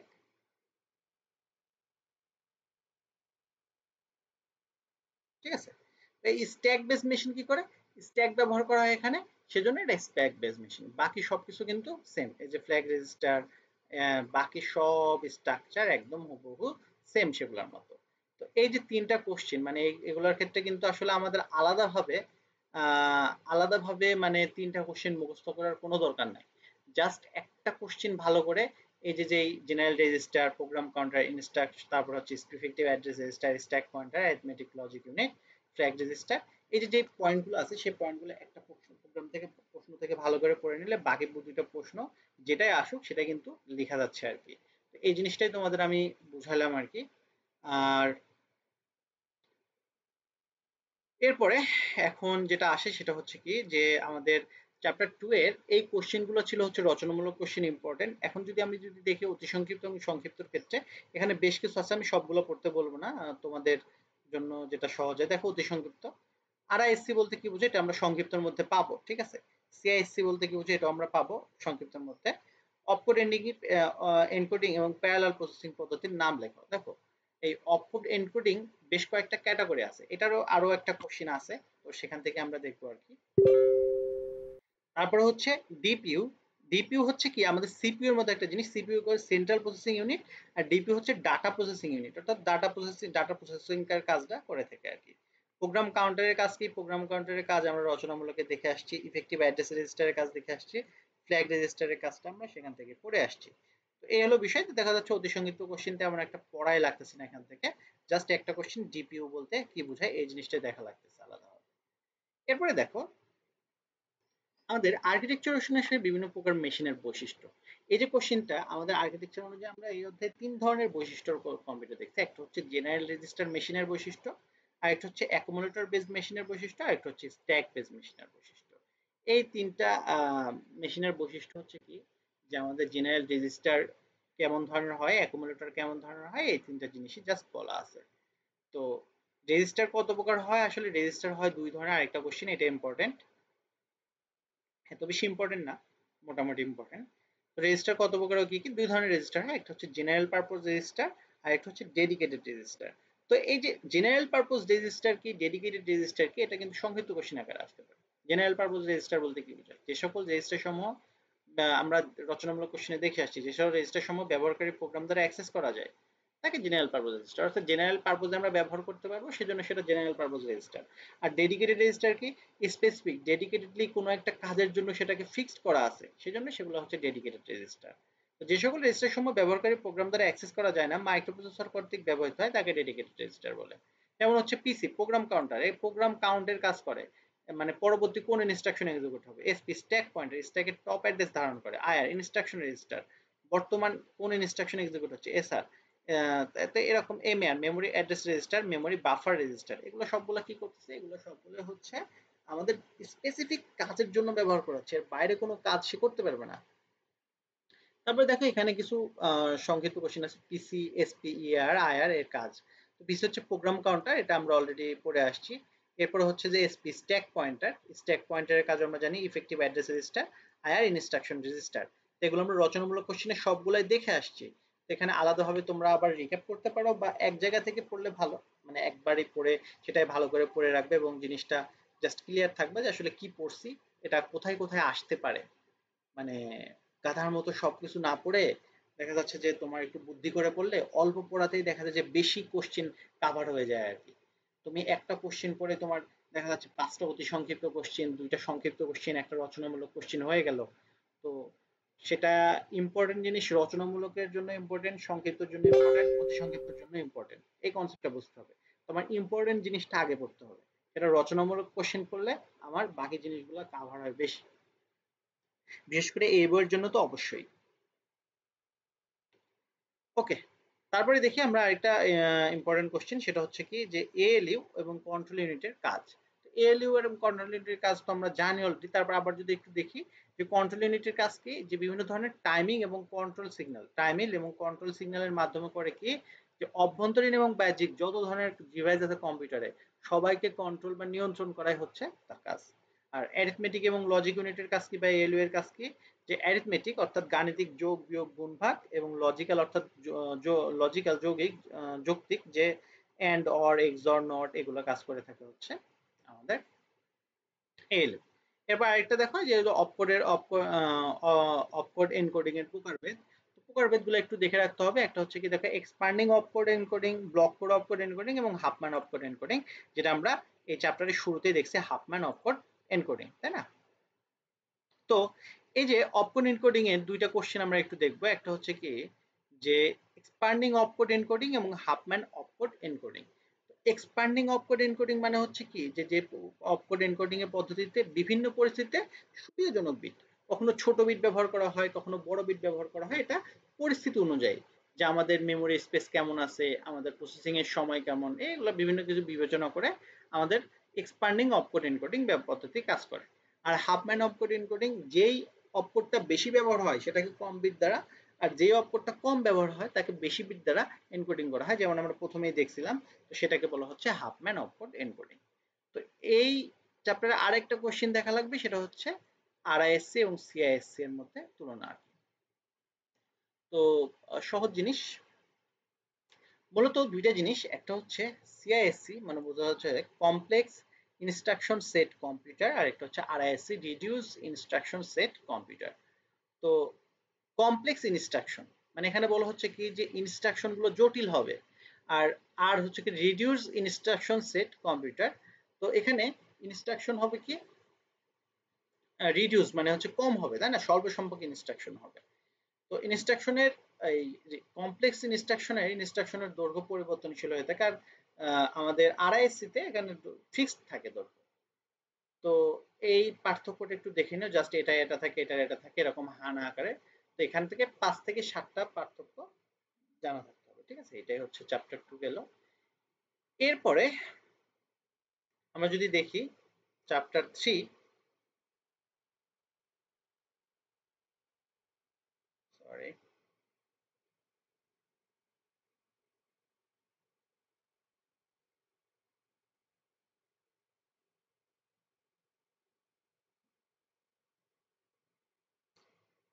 সিপিইউ ডিজাইন বেসিক।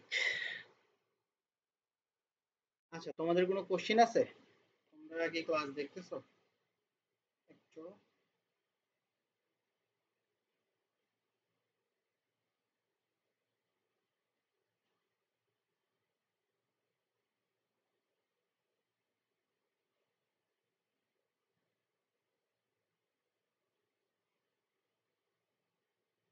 কি তোমরা কি বুঝতে পারতেছো নাকি?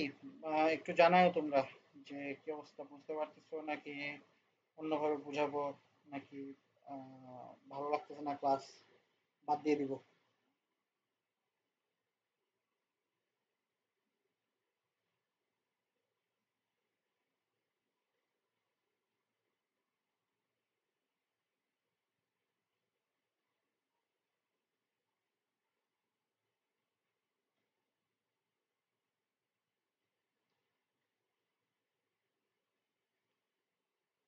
আচ্ছা, তো শুরু করি।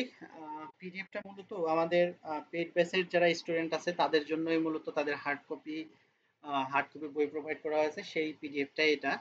তো এটা আসলে আহ, খুবই সেনসিটিভ বিষয় পিডিএফ দেওয়াটা। তারপরেও তোমাদের যেহেতু কঠিন পরীক্ষা, সবার অনেক ভয় পাওয়া এই সাবজেক্টটা, আমি দেখি পিডিএফটা তোমাদের দিয়ে দিব। বাট পড়াশোনার পারপোজেই শুধু ব্যবহার করবা পিডিএফটা, তোমাদের এতটুকু রিকোয়েস্ট থাকবে। ওকে, চ্যাপ্টার 3 শুরু করি আমরা, হ্যাঁ। তো সিপিইউ ডিজাইন বেসিক্স।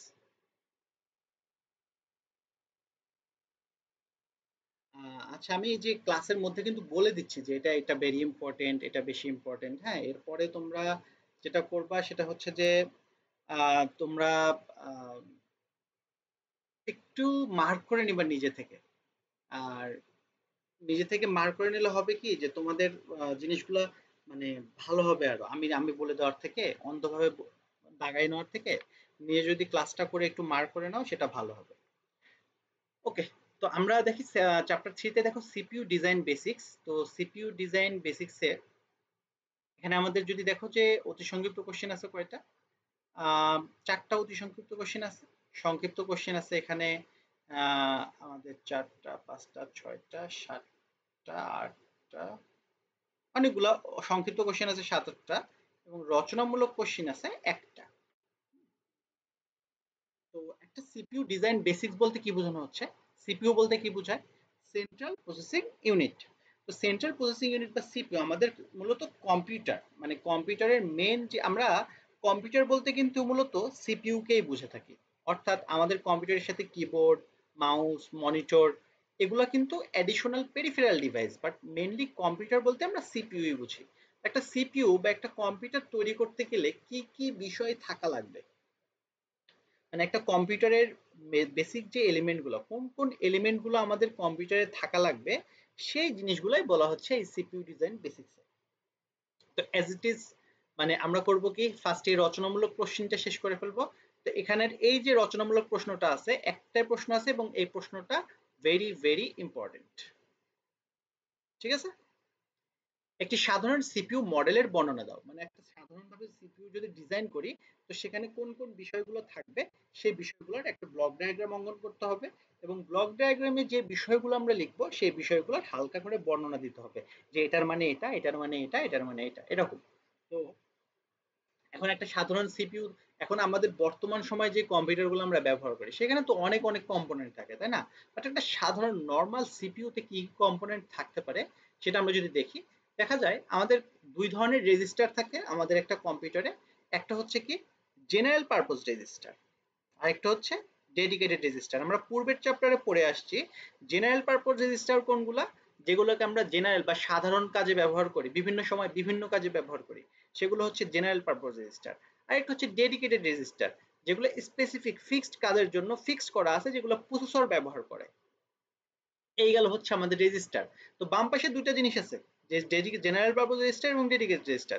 এর ডান পাশের অংশ যদি দেখি, একটা হচ্ছে এএলইউ। আমরা এএলইউ সম্পর্কে পড়ে আসছি যে গাণিতিক যৌক্তিক অংশ, যেখানে কি করে গাণিতিক অংশ করে কি যোগ বিয়োগ গুণ ভাগে এই কাজগুলো করে, আর যৌক্তিক অংশ করে কি লজিক্যাল বিভিন্ন ধরনের অপারেশন, যেমন হচ্ছে যে and gate, or gate, not gate. তো এটা হচ্ছে এএলইউ এর কাজ। কন্ট্রোল ইউনিটের কাজও আমরা পড়ে আসছি। কন্ট্রোল ইউনিট করে কি বিভিন্ন ধরনের টাইমিং এবং কন্ট্রোলিং সিগন্যাল তৈরি করার মাধ্যমে অভ্যন্তরীণ এবং বহিস্থ সকল ধরনের যত ধরনের ডিভাইস আছে সবাইকে নিয়ন্ত্রণ করাই হচ্ছে তার কাজ। এর সাথে অ্যাডিশনাল ভাবে কি থাকে, ডেডিকেটেড হার্ডওয়্যার আর firmware perform multiplication and division. মানে আরো অ্যাডভান্স কিছু কাজের জন্য আরো ডেডিকেটেড কিছু হার্ডওয়্যার এখানে সাথে থাকতে হবে আর কি, এই বলা হচ্ছে আর কি। তাহলে বেসিক্যালি আমাদের কি থাকতেছে, দুই ধরনের register, general purpose register, dedicated register. আর এদিকে থাকতেছে অ্যারিথমেটিক লজিক ইউনিট আর কন্ট্রোল ইউনিট, সাথে কিছু ডেডিকেটেড হার্ডওয়্যার থাকতেছে। তো দেখো এখানে এই অংশগুলোর কথাই বলা আছে। এরপরে প্রত্যেকটা অংশের জাস্ট কি জেনারেল পারপোজ রেজিস্টার কি আমরা জানি, জেনারেল পারপোজ রেজিস্টার কি, ডেডিকেটেড রেজিস্টার কি আমরা জানি, ডেডিকেটেড রেজিস্টার কি, অ্যারিথমেটিক লজিক ইউনিট কি সেটাও আমরা জানি। তো ডেডিকেটেড হার্ডওয়্যার এন্ড ফার্মওয়্যার বিভিন্ন ধরনের বিশেষ অপারেশন যেমন গুণ ভাগ ইত্যাদি কাজ করে থাকে। কন্ট্রোল ইউনিটের কাজ কি সেটাও আমরা জানি। তো এই একটাই কোশ্চেন, চ্যাপ্টার 3 থেকে একটাই কোশ্চেন, এটা অবশ্যই পড়বা তোমরা, যে এই কোশ্চেনটা এবং সহজ, খুবই সহজ কোশ্চেন, চিত্রটাও সহজ, প্রশ্নের বর্ণনাটাও সহজ। এগুলো কোশ্চেন তো মিস করা যায় না, তাই না?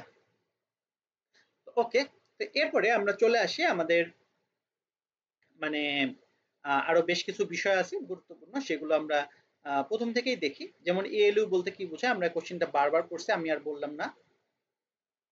এরপরে হচ্ছে সিইউ কন্ট্রোল ইউনিট, কন্ট্রোল ইউনিটের কাজ কি এটাও আমরা বারবার পড়ছি। তো এখানে দেখো কম্পিউটার সব অংশকে নিয়ন্ত্রণ করে, এটি ইনস্ট্রাকশন ফেজ, ডিকোড এবং এক্সিকিউট করার জন্য প্রয়োজনীয় নিয়ন্ত্রণ সিগন্যাল পাঠায়। দেখো আমাদের পূর্বের অধ্যায়ে যেভাবে দেওয়া ছিল এখানে কিন্তু একটু আলাদাভাবে দেওয়া, তাই না? তো তোমরা করবা কি একটা জাস্ট আনসার মুখস্থ করবা, মূল কাজ হচ্ছে কি সব অংশকে নিয়ন্ত্রণ করা, এটাই হচ্ছে তার কাজ। তো তোমরা তোমাদের মতো করে একটা প্রশ্ন মুখস্থ করবা, তারপরে সেটাই সব জায়গায় ঝাড়বা। মানে বারবার বিভিন্ন রকম মুখস্থ করতে যাই আওলায় ফেলে দেখা যাচ্ছে যে লাস্টে হজবরল হয়ে যাবে আর কি। তো দরকার নাই, কন্ট্রোল ইউনিট কি একটাই মুখস্থ থাকবে। এখানে দেখো একটা গুরুত্বপূর্ণ কোশ্চেন, যে কো প্রসেসর বলতে কি বোঝায়। নতুন টার্ম কো প্রসেসর। কো প্রসেসর বলতে কি আমরা প্রসেসর বলতে বোঝাই যে প্রসেসিং করে, যে সেই হচ্ছে প্রসেসর। তো কো প্রসেসর হচ্ছে মানে কি, যেমন কো অ্যাক্টর, তারপর হচ্ছে যে কো অ্যাক্টর কি বোঝায়, যে সাহায্যকারী সহায়ক অভিনেতা বা এরকম বোঝায়, তাই না? তো কো প্রসেসর বোঝা হচ্ছে যে সহায়ক প্রসেসর, অর্থাৎ প্রসেসরের কাজকে মেন যে প্রসেসর থাকে বা সিপিইউ থাকে, মূল সিপিইউ এর সঙ্গে কাজ করে এবং বিশেষ কাজ যেমন গাণিতিক, গ্রাফিক্স, সিগন্যাল প্রসেসিং সিপিইউ কে সহায়তা করে। অর্থাৎ সিপিইউ এর উপর যখন প্রেসার বেশি হয়ে যায় তখন সিপিইউ এর কিছু কাজ ভাগ করে নিয়ে বলে যে ওস্তাদ আমারে কিছু কাজ দেন, আমি কিছু কাজ করে দিই, আপনার তাহলে সহজ হবে। তো বিষয়টা হচ্ছে এরকম, যে আমাদের মেইন প্রসেসরই হচ্ছে সবকিছু, কিন্তু সেই প্রসেসরের চাপ কমানোর জন্য সাথে অ্যাডিশনাল কিছু প্রসেসর অ্যাড করা হয়। তো সেগুলোকে বলা হয় কোপ্রসেসর। এই প্রসেসর কোপ্রসেসর গুলো আবার বিভিন্ন ধরনের হয়ে থাকে, আমরা সংক্ষিপ্ত কোশ্চেনে গেলে দেখব যে কি বিভিন্ন ধরনের এই কোপ্রসেসর আছে। তো আশা করি বুঝতে পারছো কোপ্রসেসর জিনিসটা কি। এরপর হচ্ছে এমবিআর, মেমোরি বাফার রেজিস্টার।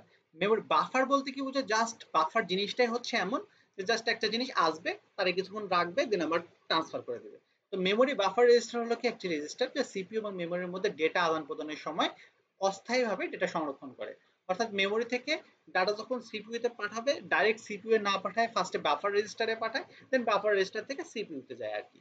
অর্থাৎ ডাইরেক্টলি লেনদেন না করে একজন মাঝখানে মাধ্যম হিসেবে যে রেজিস্টারটা ব্যবহার করে সেটাই হচ্ছে মেমোরি বাফার রেজিস্টার। আশা করি বুঝতে পারছো। ওকে, তারপরে হচ্ছে দেখো সংক্ষিপ্ত। তো সংক্ষিপ্তের মধ্যে দেখো CU, control unit, MBR, memory address register, MBR, memory buffer register, এই জিনিসগুলো আমরা দেখছি। তো এই কোশ্চেনটা দেখে নিবা, অতি সংক্ষিপ্ত বা সংক্ষিপ্ত, অতি সংক্ষিপ্ততে যে কোনো একটা চলে আসতে পারে, সংক্ষিপ্ত হলে সবগুলোতে একসাথে আসতে পারে। তো কোপ্রসেসর কি, কোপ্রসেসর সম্পর্কে আমরা দেখলাম অতি সংক্ষিপ্ত কোশ্চেনে। কোপ্রসেসরের কাজ কি, কোপ্রসেসরের কাজও আমরা দেখছি, যেমন হচ্ছে বিভিন্ন ধরনের গাণিতিক, যৌক্তিক, গ্রাফিক্যাল, ডাটা প্রসেসিং, ম্যানিপুলেশন, এগুলো কাজ করার জন্য সহায়ক যেই প্রসেসর থাকে সেটাই প্রসেসর এগুলো কাজই করে থাকে। তো জেনারেল রেজিস্টার মেশিনের ব্লক ডায়াগ্রাম অঙ্কন করো। তো ব্লক ডায়াগ্রাম আমরা যদি দেখি যে আহ, এই ব্লক ডায়াগ্রামটা আমরা রচনামূলক কোশ্চেনে দেখছি যে এই যে এই ব্লক ডায়াগ্রামটায়, ঠিক আছে, রেজিস্টার, জেনারেল রেজিস্টার বেসড একটা সাধারণ সিপিইউ এর গঠন। তো এটা, সরি একটু ভুল বলে ফেললাম। তো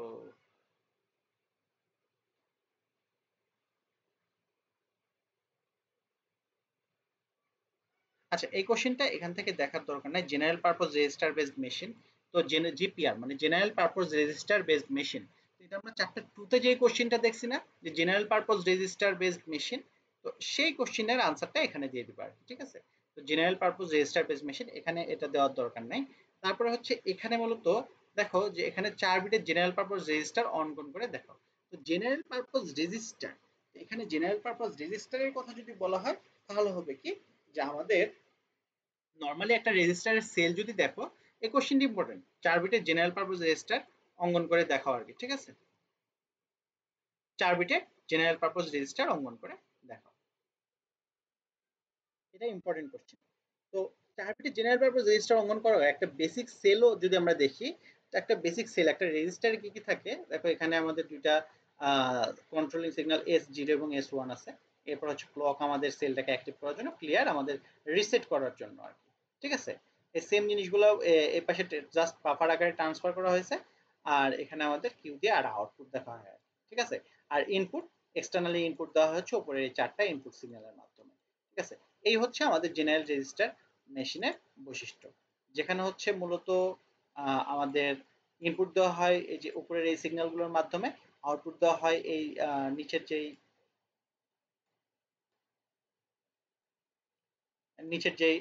পিনটা আছে এই পিনের মাধ্যমে, এবং এই কন্ট্রোলের জন্য S0, S1 এবং ক্লক এবং ক্লিয়ারের মাধ্যমে আমাদের কাজগুলো করা হয়ে থাকে আর কি। তো 4 বিট জেনারেল রেজিস্টার মেশিনে এটা আসলে বোর্ডে আঁকাই দিলে ভালো হইতো, এখানে ভেঙে ভেঙে আঁকাইলে তোমাদের বুঝতে সুবিধা হইতো। বাট যদি আমরা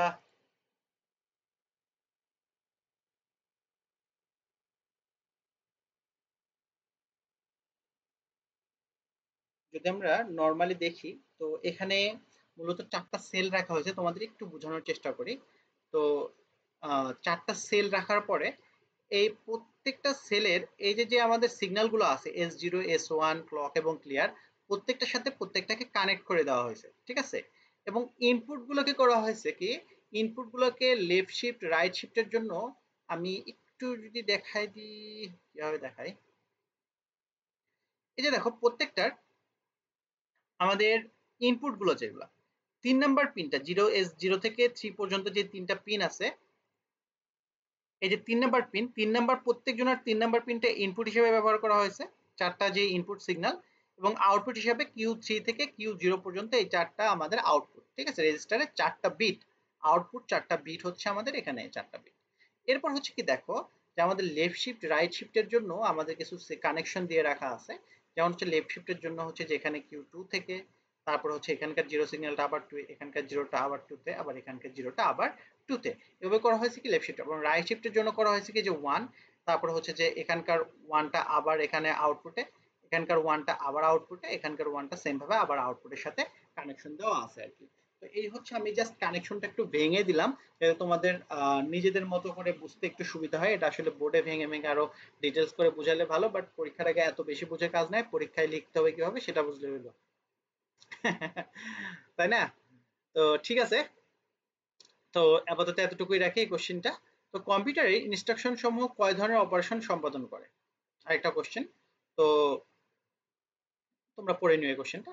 দেখো, যে কোশ্চেনগুলো কম ইম্পর্টেন্ট সেই কোশ্চেনগুলো কিন্তু আমি জাস্ট রেখে দিচ্ছি, যে যারা বেশি পড়বে বা ভালোভাবে পড়বে, তোমাদের 4 দিন সময় আছে, তারা পড়বে। আর যারা কম পড়তে যাচ্ছ তাদেরকে শুধু আমি ইম্পর্টেন্ট কোশ্চেনগুলো বলে দিচ্ছি কিন্তু। তো দেখো, একটা জাস্ট এভারেজ একটা কোশ্চেন একটু দেখে রাখবা, কোপ্রোসেসর ইন্টারফেসের শ্রেণী বিভাগ। যে কোপ্রোসেসর ইন্টারফেসিং এর শ্রেণী বিভাগ নিম্নরূপ। তো কোপ্রোসেসর 3 ধরনের, আমি বলছি কি কোপ্রোসেসর গুলো বেশ কয়েকটা ক্যাটাগরি হয়ে থাকে। আমি সংক্ষিপ্ত কোশ্চেন যখন পড়াই কোপ্রোসেসর বলতে কি বোঝায় তখন বলছিলাম, তাই না? তো 3 ধরনের কোপ্রোসেসর আছে, দেখো: intelligent monitor coprocessor, monitor interface, coprocessor with special bus, আর কোপ্রোসেসর ইউজিং স্পেশাল ইনস্ট্রাকশন। তো দেখো, ইন্টেলিজেন্ট মনিটরটা কি?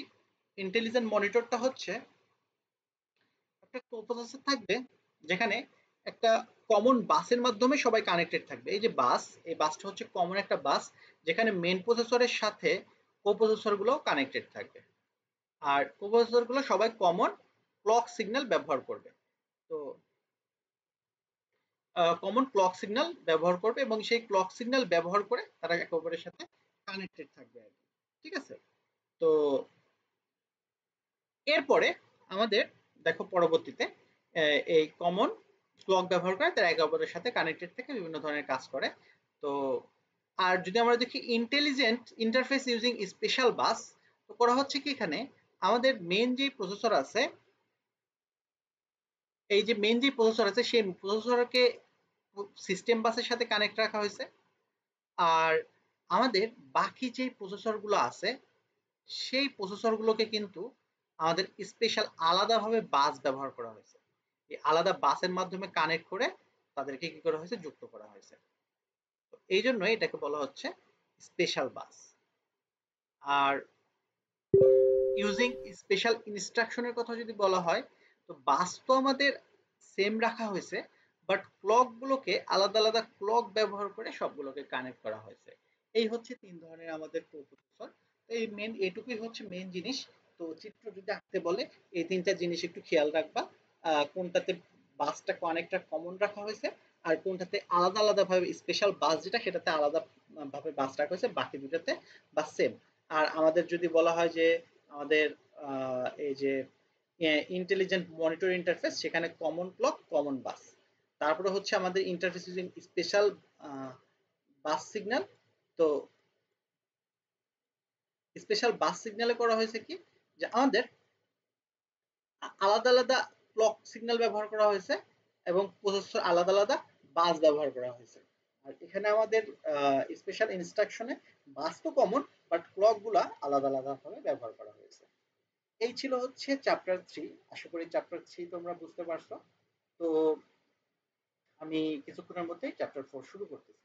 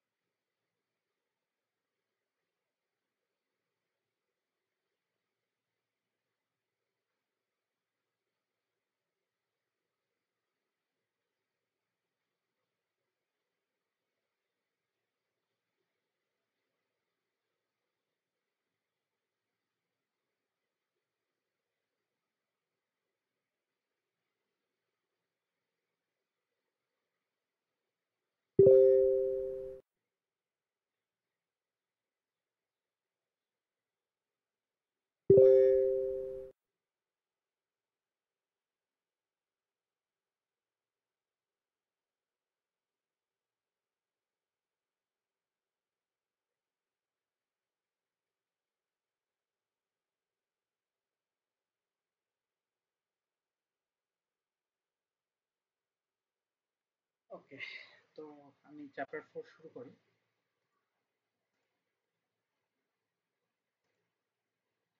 এখানে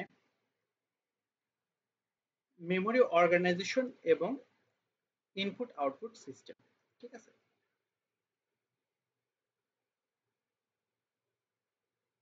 তো মেমোরি অর্গানাইজেশন বলতে কি বোঝানো হচ্ছে যে আমাদের বিভিন্ন ধরনের মেমোরিকে আসলে সিপিইউ এর সাথে কিভাবে কানেক্ট করা হয় এবং এই সিপিইউ থেকে মেমোরিতে, মেমোরি থেকে সিপিইউতে ডাটা আদান প্রদান এবং মেমোরি কিভাবে কাজ করে সেই জিনিসগুলো এই অধ্যায়ে আলোচনা করা হয়েছে, ঠিক আছে। আমরা একটু জাস্ট ওভারভিউ নিয়ে নিই চ্যাপ্টারটা, যে আমাদের এখানে cache memory, DMA operation, DMA controller, এরকম বেশ কিছু 5টা উৎসর্গিত কোশ্চেন। একটু জাস্ট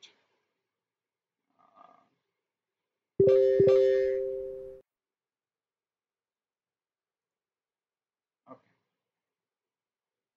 এরপরে হচ্ছে আমাদের আহ, এখানে বেশ কিছু কোশ্চেন আছে সংক্ষিপ্ততে। এরপরে আমাদের ডাইরেক্ট মেমোরি অ্যাক্সেস, ডিএমএ, ওকে।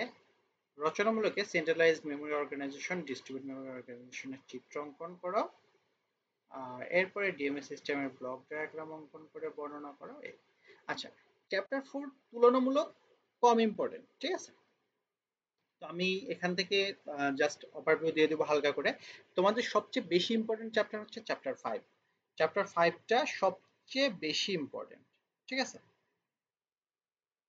তো চ্যাপ্টার 4 মানে তুলনামূলক কম ইম্পর্টেন্ট, বাট এখান থেকে বেশ কিছু কোশ্চেন আছে যেগুলো আসার মতো। আমি প্রথম থেকে একটু দেখাই দিই, ঠিক আছে। যেমন ক্যাশ মেমোরি বলতে কি বোঝানো হয়? এটা একদমই সহজ একটা জিনিস। ক্যাশ মেমোরি হচ্ছে যে আমাদের একটা ছোট্ট একটা মেমোরি, যেই মেমোরিটা খুব দ্রুত গতির, যেটা হচ্ছে কি সিপিইউ এবং মেন মেমোরির মধ্যে অবস্থান করে, এবং যে ডাটাগুলো বারবার ব্যবহার হয় সিপিইউতে, সেটা মেন মেমোরি থেকে না নিয়ে ক্যাশ মেমোরি থেকে নিলে কি হয়, ক্যাশ মেমোরি হচ্ছে মেন মেমোরি অর্থাৎ আমাদের র্যামের থেকেও ফাস্ট। অর্থাৎ যে ডাটাগুলো আমাদের বারবার প্রয়োজন হয় সেই ডাটাগুলো আমাদের ক্যাশ মেমোরিতে রাখা হয় যাতে দ্রুত আমরা প্রসেসিং করতে পারি। তো এটাই হচ্ছে ক্যাশ মেমোরি, সেই ক্যাশ মেমোরি ছোট্ট একটা মেমোরি। ডিএমএ অপারেশন বলতে কি বোঝায়? Direct memory access. DMA operation বলতে কি বোঝানো হয়?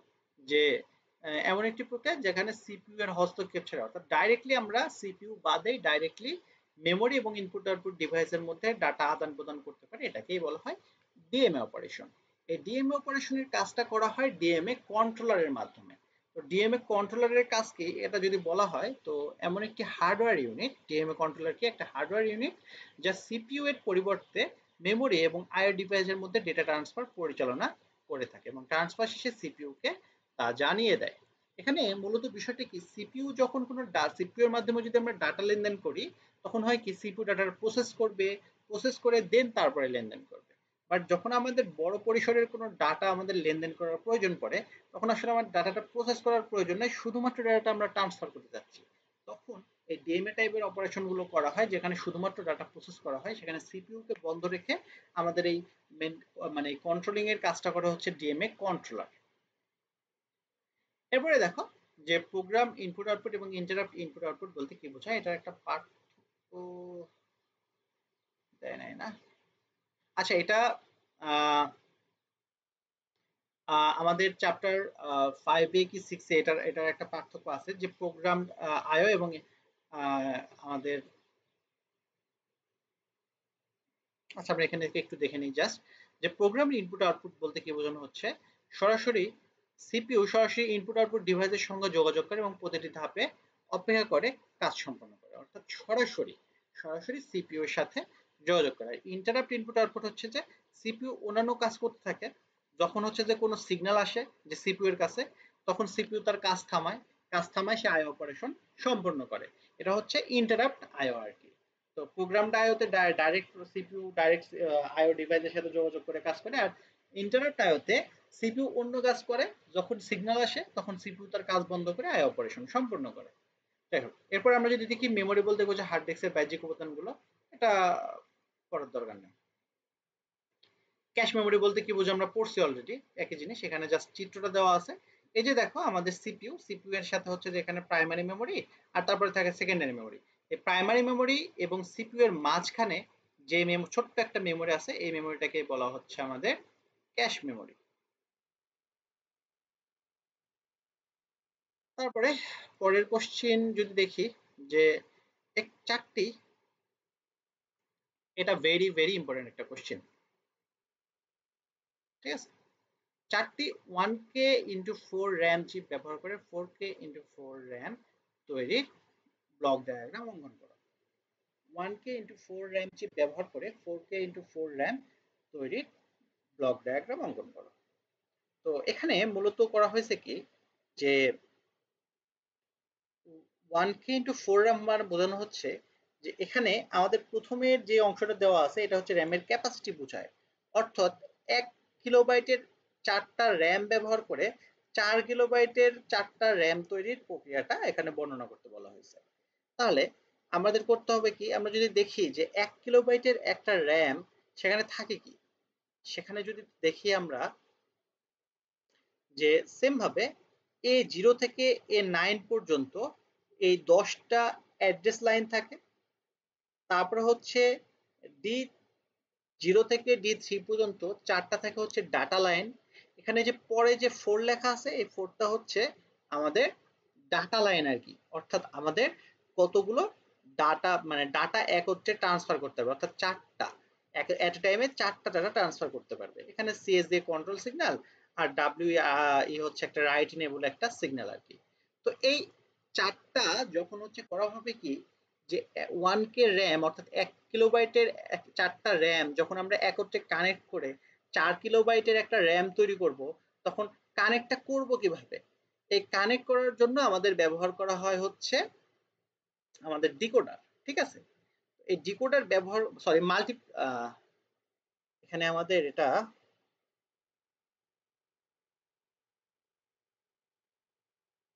ডিকোডার ব্যবহার করা হয় 2x4 ডিকোডার, ঠিক আছে। 2x4 এই ডিকোডারে করা হচ্ছে কি যে নরমালি আমাদের এখানে এক্সট্রা ভাবে আমাদের মূলত করা হয় কি যে এটা একটু ভেঙে বোঝালে ভালো হতো। এই যে 1K বলতে বোঝানো হয় হচ্ছে যে 1024 বাইট, ঠিক আছে। তো 1024কে যদি আমরা ভাঙি তাহলে এটা হয় 2 টু দি পাওয়ার 10, অর্থাৎ আমাদের অ্যাড্রেস লাইন লাগতো 10টা। তো A0 থেকে A9 পর্যন্ত এই 10টা অ্যাড্রেস লাইন ব্যবহার করা হতো 1K র্যামের জন্য। কিন্তু যখন আমাদের 4K র্যাম, সেটার কত বাইট হবে? সেটা হবে হচ্ছে যে আমাদের 4096, অর্থাৎ 4096, যেটাকে যদি আমরা টু দি পাওয়ার ভাঙি তাহলে হয় টু দি পাওয়ার 12, অর্থাৎ আমাদের অ্যাড্রেস লাইন দরকার 12টা। তো আমাদের দুইটা এক্সট্রা লাইন দরকার, সেই দুইটা এক্সট্রা লাইনের জন্য এই যে ডিকোডারটা ব্যবহার করা হয়েছে 2x4, সেই দুইটা লাইনের মাধ্যমে করা হয়েছে কি দুইটা এক্সট্রা A থেকে 9, এই 10টা তো এখানে আছেই, এর সাথে এখানে 11, 10 এবং 11 নামের এক্সট্রা যে দুইটা আমাদের অ্যাড্রেস দরকার ছিল সেই অ্যাড্রেস লাইন দুইটা এখানে সাথে কানেক্ট করা হলো। এরপরে এই যে এখানে যে ডিকোডারের যে চার্টটা সেটা হচ্ছে চিপ সিলেক্ট। এই 4টা ডিকোডারকে এই 4টা আউটপুট লাইনের মাধ্যমে ডিকোডার আউটপুট লাইনের মাধ্যমে 4টা র্যামকে সিলেক্ট করা হলো এবং বাকি A0 থেকে A9 পর্যন্ত এগুলো কমন করে দেওয়া হয়েছে। আমাদের রাইট ইনেবলকে কমন করে দেওয়া হয়েছে, সবগুলোকে কমন মানে অর্থাৎ সবগুলোকে একসাথে জাস্ট কানেক্ট করে দেওয়া হয়েছে, এটার সাথে সবগুলোকে একসাথে কানেক্ট করে দেওয়া হয়েছে, এই অ্যাড্রেস লাইনগুলোকে কানেক্ট করে দেওয়া হয়েছে।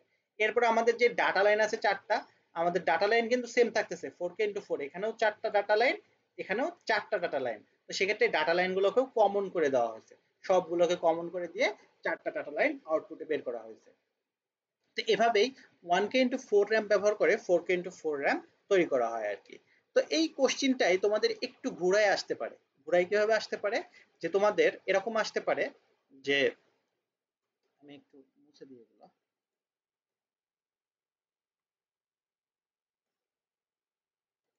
তোমাদের এভাবে আসতে পারে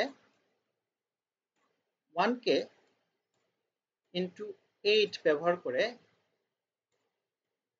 8K*8 র্যাম তৈরি করো।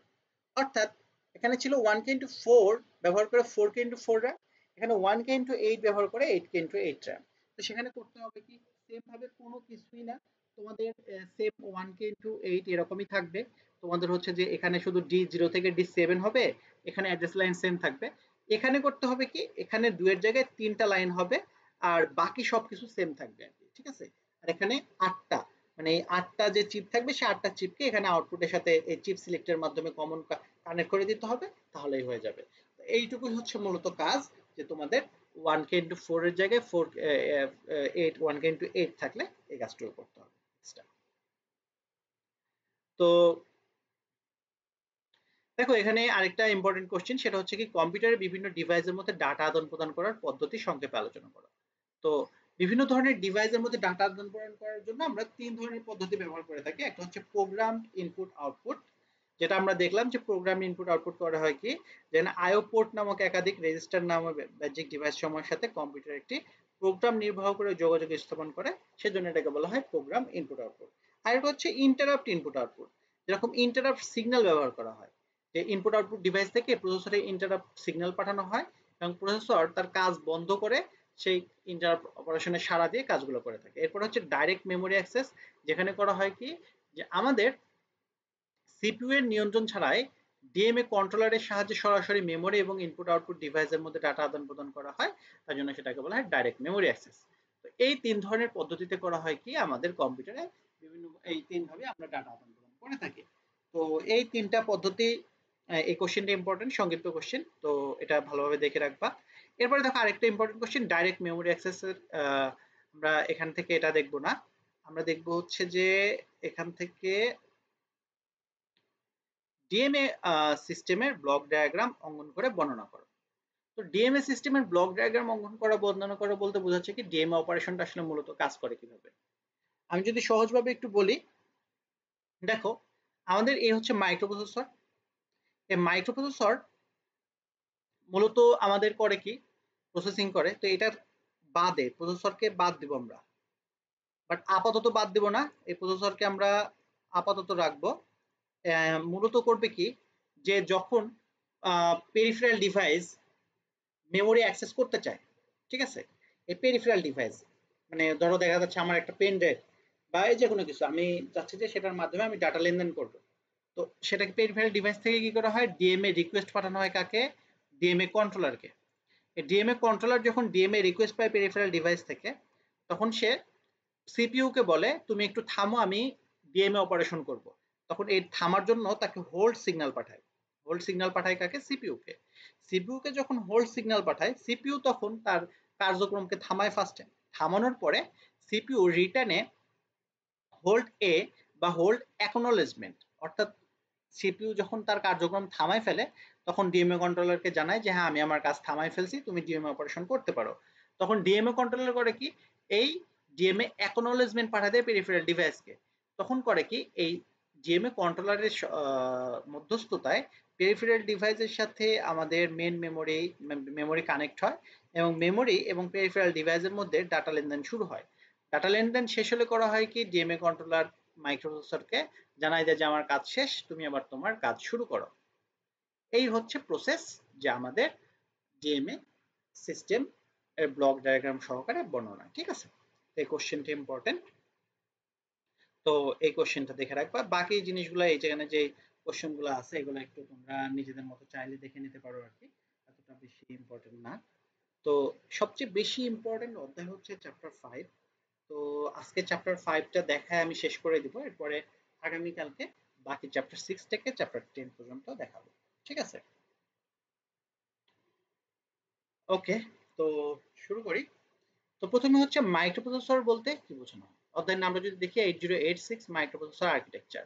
তো 8086 মাইক্রোপ্রসেসর আর্কিটেকচার এই সাবজেক্টটা, মানে এই বইয়ের মধ্যে এই চ্যাপ্টারটা, মানে এই প্রসেসরের উপরে সবচেয়ে বেশি গুরুত্ব দেওয়া হয়েছে আর কি।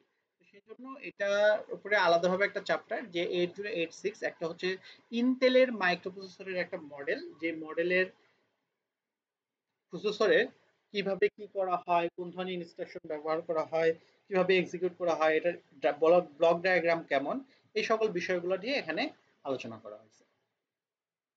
আমরা যদি একটু ওভারভিউ নিই, বেশ বড় এবং প্রত্যেকটা কোশ্চেন করতে হবে, এই অধ্যায় বাদ দেওয়া যাবে না। এই অধ্যায় থেকে তোমাদের 30% কোশ্চেন হবে, মানে টোটাল কোশ্চেনের 30% কোশ্চেন এখান থেকেই হবে। এই অধ্যায় বাদ দেওয়ার কোনো সুযোগই নেই। তো দেখো মাইক্রোপ্রসেসর বলতে কি বোঝায়, এনবিট প্রসেসর, এরকম বেশ কিছু অতি সত্তর, তাও 9টা, শুধুমাত্র 9টা। তারপরে এখানে সংক্ষিপ্ত কোশ্চেন যদি দেখি, এখানে এটা ওইটা মিলায়, বিভিন্ন কিছু মিলায় আহ, বেশ 13-14টা কোশ্চেন আছে আমাদের সংক্ষিপ্ততে।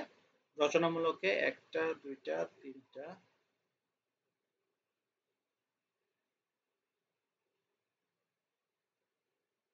তিনটা রচনামূলক কোশ্চেন আছে। তো ওকে, তো আমরা শুরু করি অ্যাজ ইট ইজ, প্রথমে রচনামূলক কোশ্চেন দিয়ে। যে আসলে রচনামূলক কোশ্চেন কি বলেছে, 8086 মাইক্রোপ্রসেসরের অভ্যন্তরীণ ব্লক ডায়াগ্রাম অঙ্কন করে যে কোনো দুটির সংক্ষিপ্ত বর্ণনা দাও। তো 8086 মাইক্রোপ্রসেসরের অভ্যন্তরীণ ব্লক ডায়াগ্রামের কথা যদি বলা হয়, তো এখানে কি বলা হচ্ছে যে আমার যে মাইক্রোপ্রসেসরটা আছে 8086, এই প্রসেসরের যে ইন্টারনাল যে ডায়াগ্রাম, সেই ডায়াগ্রামটা কিভাবে কানেক্ট আছে এবং কোনটার কাজ কি, সেই জিনিসটা আমাদের বলতে হবে। তো এই 8086 প্রসেসর মূলত দুইটা অংশে ভাগ করা হয়। এই যে মাঝখান দিয়ে যে দাগটা দেওয়া আছে, এটা হচ্ছে সেপারেট করা হয়েছে। একটাকে বলা হয় ইইউ বা এক্সিকিউশন ইউনিট, আর একটাকে বলা হচ্ছে বাস ইউনিট বা বিইউ। ঠিক আছে, একটা হচ্ছে কি এক্সিকিউশন ইউনিট, আর একটা হচ্ছে বাস ইউনিট।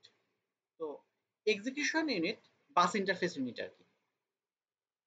তো এই প্রথমে এই বাস ইন্টারফেস ইউনিট থেকে করা হয় কি, নর্মালি বাস ইন্টারফেস ইউনিটে দেখা যাচ্ছে যে আমাদের এই যে সামেশন নামের যে জিনিসটা দেখা যাচ্ছে, এটা কি করে, মানে আমাদের এক্সটার্নালি যে ইনস্ট্রাকশনটা আছে, সেই ইনস্ট্রাকশনের অনুযায়ী একটা অ্যাড্রেস জেনারেট করে। অ্যাড্রেসগুলো জেনারেট করা হচ্ছে আমাদের এই সেগমেন্ট রেজিস্টারগুলোর মাধ্যমে। এই রেজিস্টারগুলোকে বলা হয় সিএস, জিএস, ইএস, এসএস, এগুলোকে বলা হয় সেগমেন্ট রেজিস্টার। আর আরেকটা রেজিস্টার আছে, এটা হচ্ছে আইপি, ইনস্ট্রাকশন পয়েন্টার। এই কয়টা রেজিস্টার, তারপরে হচ্ছে এখানে একটা কিউ সাইকেল আছে, মানে এখানে বলা হচ্ছে ইনস্ট্রাকশন স্ট্রিম বাইট কিউ। তো এই কিউ আমাদের এই সেগমেন্ট রেজিস্টার, এবং এখানে সামিশন এবং একটা সি বাস এর সমন্বয়ে আমাদের বাস ইন্টারফেস ইউনিট গঠিত।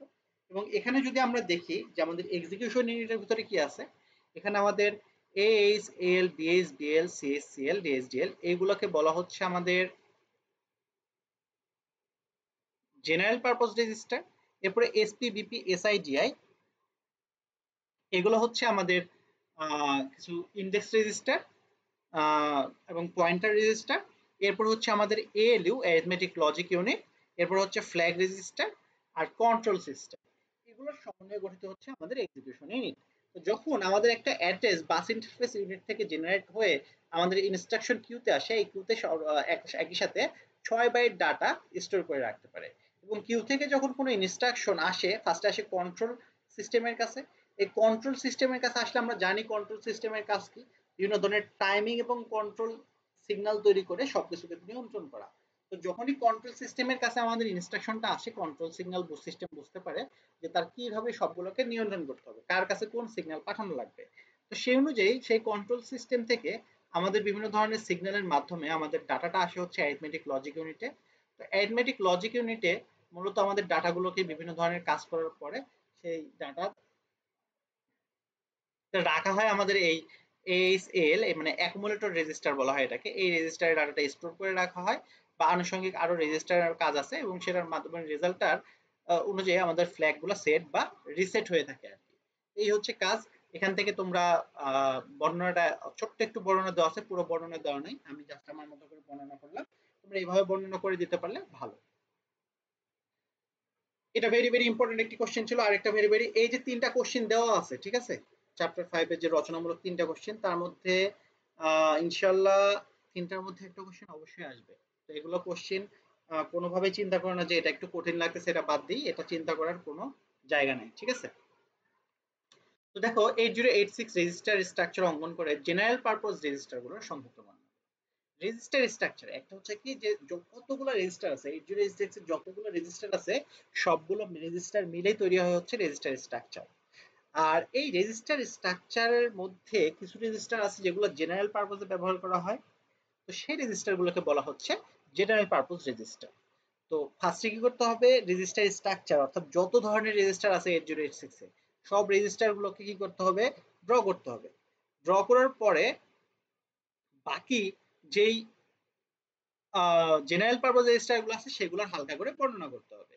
দেখি আমরা সেই রেজিস্টার গুলো যদি দেখি, যে দেখো আমাদের এখানে রেজিস্টারের কথা যদি বলি, যে 8086 এ এই যে জেনারেল পারপোজ রেজিস্টার সহকারে এই অংশটুকু হচ্ছে রেজিস্টার, এটা হচ্ছে যে আমাদের এক্সিকিউশন ইউনিটে, আর বাস ইন্টারপ্রিটের এই অংশটুকু হচ্ছে আমাদের রেজিস্টার।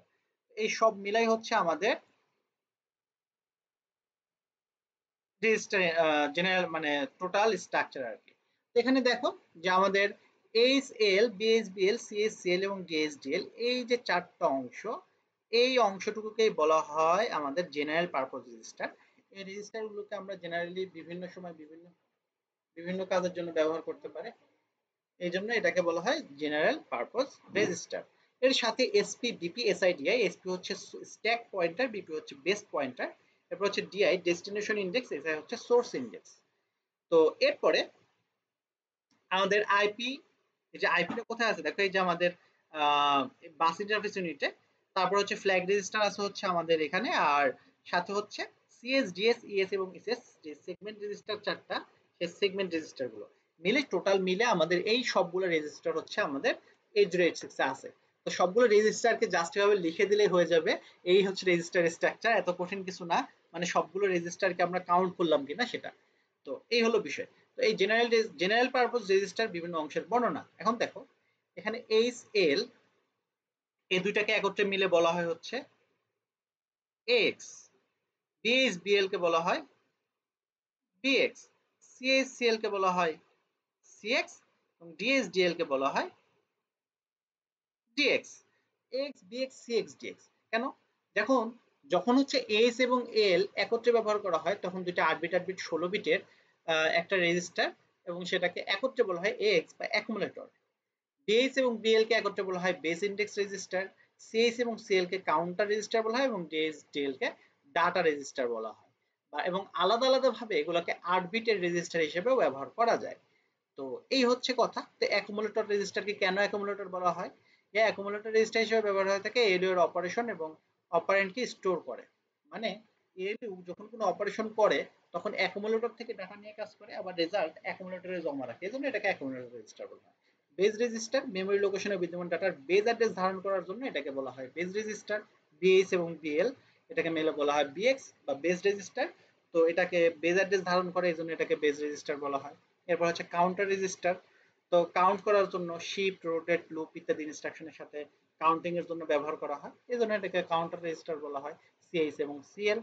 এরপর হচ্ছে ডাটা রেজিস্টার, ডাটা ধারণ করে বিভিন্ন ধরনের ম্যাথমেটিক্স এবং লজিক্যাল অপারেশনের ডাটা স্টোর করে, এই জন্য এটাকে ডাটা রেজিস্টার বলা হয়। এই গেল আরেকটা কোশ্চেন। প্রত্যেকটা লাইন ইম্পর্টেন্ট, কোনো লাইন বাদ দিবা না, সবগুলো যে কোনোটা অতি সংক্ষিপ্ত সংক্ষিপ্তর মধ্যেও চলে আসতে পারে। তো এই তিনটা রচনামূলক কোশ্চেন একদম আজকেই মুখস্থ করে ফেলবা, আমি দিয়ে দিব। ওকে, এরপর হচ্ছে পরবর্তী কোশ্চেন দেখো, যে 8086 এর ফ্ল্যাগ রেজিস্টার অঙ্কন পূর্বক আলোচনা করে, এটাও ভেরি ভেরি ইম্পর্টেন্ট কোশ্চেন আরেকটা। তো ফ্ল্যাগ রেজিস্টার কি? আমরা যদি চিত্রে দেখি, এই হচ্ছে ফ্ল্যাগস, ঠিক আছে? অ্যারিথমেটিক লজিক ইউনিট অর্থাৎ এএলইউ যখন তার অপারেশন শেষ করে, অপারেশনের রেজাল্ট এর ধরন অনুযায়ী সেটা সেট বা রিসেট হয়, অর্থাৎ অপারেশন কেমন হলো সেই জিনিসটা এই ফ্ল্যাগ রেজিস্টারের মাধ্যমে আমরা জানতে পারি। কিভাবে জানতে পারি? দেখো, ফ্ল্যাগ রেজিস্টার একটি বিশেষ ধরনের রেজিস্টার যা ম্যাথমেটিক্যাল এবং লজিক্যাল অপারেশনের বিভিন্ন কন্ডিশনের উপর ভিত্তি করে ইহার ফ্ল্যাগ সমূহ সেট বা রিসেট হয়। কেমন? এই যে দেখে আমরা 8085 মাইক্রোসফটের ফ্ল্যাগের 16 বিটের, যার মধ্যে 9টি বিট ফ্ল্যাগ হিসেবে ব্যবহৃত হয়। 9টি বিট ফ্ল্যাগ হিসেবে কি কি ব্যবহৃত হয় আমরা যদি একটু দেখি, আমি একটু জুম করি। তো দেখো এখানে প্রথম যে বিটটা আছে 0 থেকে শুরু করে 15 পর্যন্ত, টোটাল 16টা বিট। এই 16টা বিটের 0 নম্বর বিট হচ্ছে সি লেখা আছে, মানে হচ্ছে ক্যারি। তারপরে 1 নম্বর বিট ক্রস দেওয়া, মানে এই বিটটা ব্যবহার হচ্ছে না। 2 নম্বর বিটটা, আবার 3 নম্বর বিটটা কি দেওয়া আছে 2 নম্বর ইয়েতে, আর কাউন্টিং এ 3 নম্বর, এটা হচ্ছে পি লেখা আছে অর্থাৎ প্যারিটি। 4 নম্বর বিটটা আবার ক্রস দেওয়া, 5 নম্বর বিটে আবার দেওয়া আছে এ অর্থাৎ অক্সিলারি ক্যারি, 6 নম্বর বিট আবার জেড দেওয়া 0, 7 নম্বর বিট এস দেওয়া সাইড, 8 নম্বর বিট টি দেওয়া মানে ট্র্যাপ, 9 নম্বর বিট হচ্ছে আই ইন্টারাপ্ট এনেবল ডিসেবল, 10 নম্বর হচ্ছে ডিরেকশন, 11 নম্বর হচ্ছে ওভারফ্লো।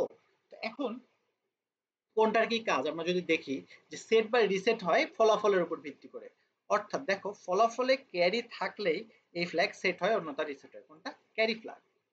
অর্থাৎ এই ফ্ল্যাগটা কি হবে, যখন আমাদের রেজাল্ট যদি ফলাফলে যদি ক্যারি তৈরি হয়, অর্থাৎ আমরা যখন যোগ করতে গেছি রেজাল্টে যোগ করতে ক্যারি জেনারেট হয়েছে, তখন এই ফ্ল্যাগটা সেট হবে। অর্থাৎ আমাদের ক্যারি যে তৈরি হয়েছে রেজাল্টের সময়, সেই জিনিসটা আমরা এই ফ্ল্যাগটা দেখলে যখন এই ফ্ল্যাগের মান 1 হবে, তখন আমরা বুঝবো যে এখানে মানটা যদি 1 থাকে এই বিটটা, তাহলে আমরা বুঝবো এখানে ক্যারি হয়েছে। তারপরে এখানে প্যারিটি, প্যারিটি মানে হচ্ছে আমরা যদি জোড় হয়, ফলাফল যদি জোড় হলে, মানে জোড় সংখ্যা যদি রেজাল্ট যদি জোড় সংখ্যা হয়, তাহলে আমরা বুঝবো যে এটা আমাদের ফ্ল্যাগটা সেট হয়েছে, অন্যথায় রিসেট হবে। অক্সিলারি ক্যারি অর্থাৎ গাণিতিক অপারেশনের ডি থ্রি বলতে কি লোয়ার নিবল, ডি0 থেকে ডি3 পর্যন্ত হচ্ছে লোয়ার নিবল এবং ডি4 থেকে ডি7 হচ্ছে আপার নিবল। তো লোয়ার নিবলের লাস্ট বিট অর্থাৎ ডি3 বিটে যদি আমাদের ক্যারি জেনারেট হয়, তাহলে এই ফ্ল্যাগটা সেট হয়। অর্থাৎ জিরো ফলাফল যদি জিরো হয়, তাহলে জিরো ফ্ল্যাগ সেট হবে। সাইন ফ্ল্যাগ ফলাফল যদি নেগেটিভ হয়, তাহলে এই বিটটি সেট হবে। Trap flag on chip debugging features, এটা হচ্ছে আমাদের ডিবাগিং এর একটা মোড। তো এটা হচ্ছে যে আমাদের এই ইনেবল হলে তখন এই ফ্ল্যাগটা মানে ডিবাগিং ফিচার্স সে ট্র্যাপিং কে ইনেবল করে আর কি। সিঙ্গেল স্টেপ কন্ট্রোল অর্থাৎ প্রত্যেকটা স্টেপকে ডিবাগিং করার সময় একটা একটা করে স্টেপ স্টেপ করে আমাদের যদি রেজাল্টটা দেখতে চায়, তখন এই পিনটা ইনেবল করে দেখতে হয় আর কি। ইন্টারাপ্ট ফ্ল্যাগ ইন্টারাপ্ট রিকোয়েস্ট অপারেশনে, মানে অর্থাৎ I1 হবে যদি হচ্ছে আইএনটিআর পিন এনেবল হয়। ঠিক আছে, আইএনটিআর পিন আইএনটিআর পিন যখন এনেবল হয়, তখন হচ্ছে যে আমাদের এই ফ্ল্যাগটা সেট হয়। এটা হচ্ছে ডিরেকশন, এটা হচ্ছে যে স্ট্রিং অপারেশনের জন্য ব্যবহার করা হয়। স্ট্রিং এর সময় ডিআই এবং এসআই অথবা রেজিস্টারের জন্য ইনক্রিমেন্ট বা ডিক্রিমেন্ট সিলেক্ট করে। ডিআই এবং এসআই কি আমরা রেজিস্টারের সময় দেখছি যে ডিআই হচ্ছে ডেস্টিনেশন ইন্ডেক্স রেজিস্টার, এসআই হচ্ছে সোর্স ইন্ডেক্স রেজিস্টার। এই ডেস্টিনেশন ইন্ডেক্স বা সোর্স ইন্ডেক্স রেজিস্টার আমরা স্ট্রিং অপারেশন করি যখন, তখন এই স্ট্রিং এর অ্যাড্রেসকে এক করে বাড়ানো বা কমানোর জন্য এই ফ্ল্যাগটা সেট হয় বা রিসেট হয়। ওভারফ্লো ফ্ল্যাগ যে অ্যারিথমেটিক অপারেশনের পর মানে আমাদের ডেস্টিনেশন রেজিস্টার ধার রেজাল্ট, এখানে রিসেট একটু ভুল আছে, রেজাল্ট হবে। তো রেজাল্ট যদি ডেস্টিনেশন রেজিস্টারের ধারণ ক্ষমতার বাইরে চলে যায়, তখন সেটা সেট হয় যে আমাদের ওভারফ্লো হয়ে যাচ্ছে, ডাটা রাখতে পারতেছি না, বাইরে চলে যাচ্ছে, তখন কি হবে, এটা সেট হবে, অন্যথায় রিসেট হবে আর কি। ঠিক আছে। তো এটা হচ্ছে তিনটা রচনামূলক কোশ্চেন। আজকে এই পর্যন্তই। আমি সংক্ষিপ্ত আর অতি সংক্ষিপ্ত গুলো নেক্সট ক্লাসে দেখাবো, তারপরে হচ্ছে তোমাদের চ্যাপ্টার 6 থেকে শুরু করব। তো আজকে এ পর্যন্তই। তোমাদের যতটুকু পড়াইলাম তোমরা ভালোভাবে পড়বা আজকে, এবং আগামীকাল বিকেল ঠিক 3টার সময় আবার শুরু করব বাকি বিষয়টুকু, সেগুলো আগামীকালকে দেখানো হবে। তো কারো কোনো কোশ্চিন থাকলে করতে পারো। প্রশ্ন দেখো।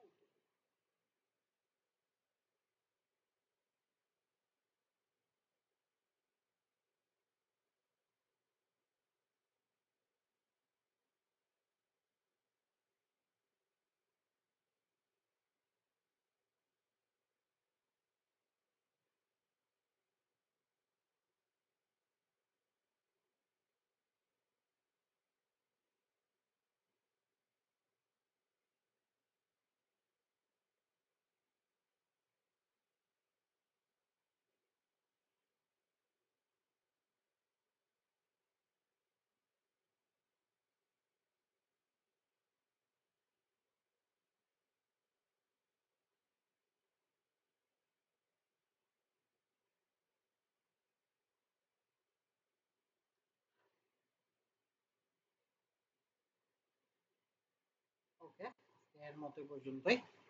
আগামীকালকে আবার দেখা হবে।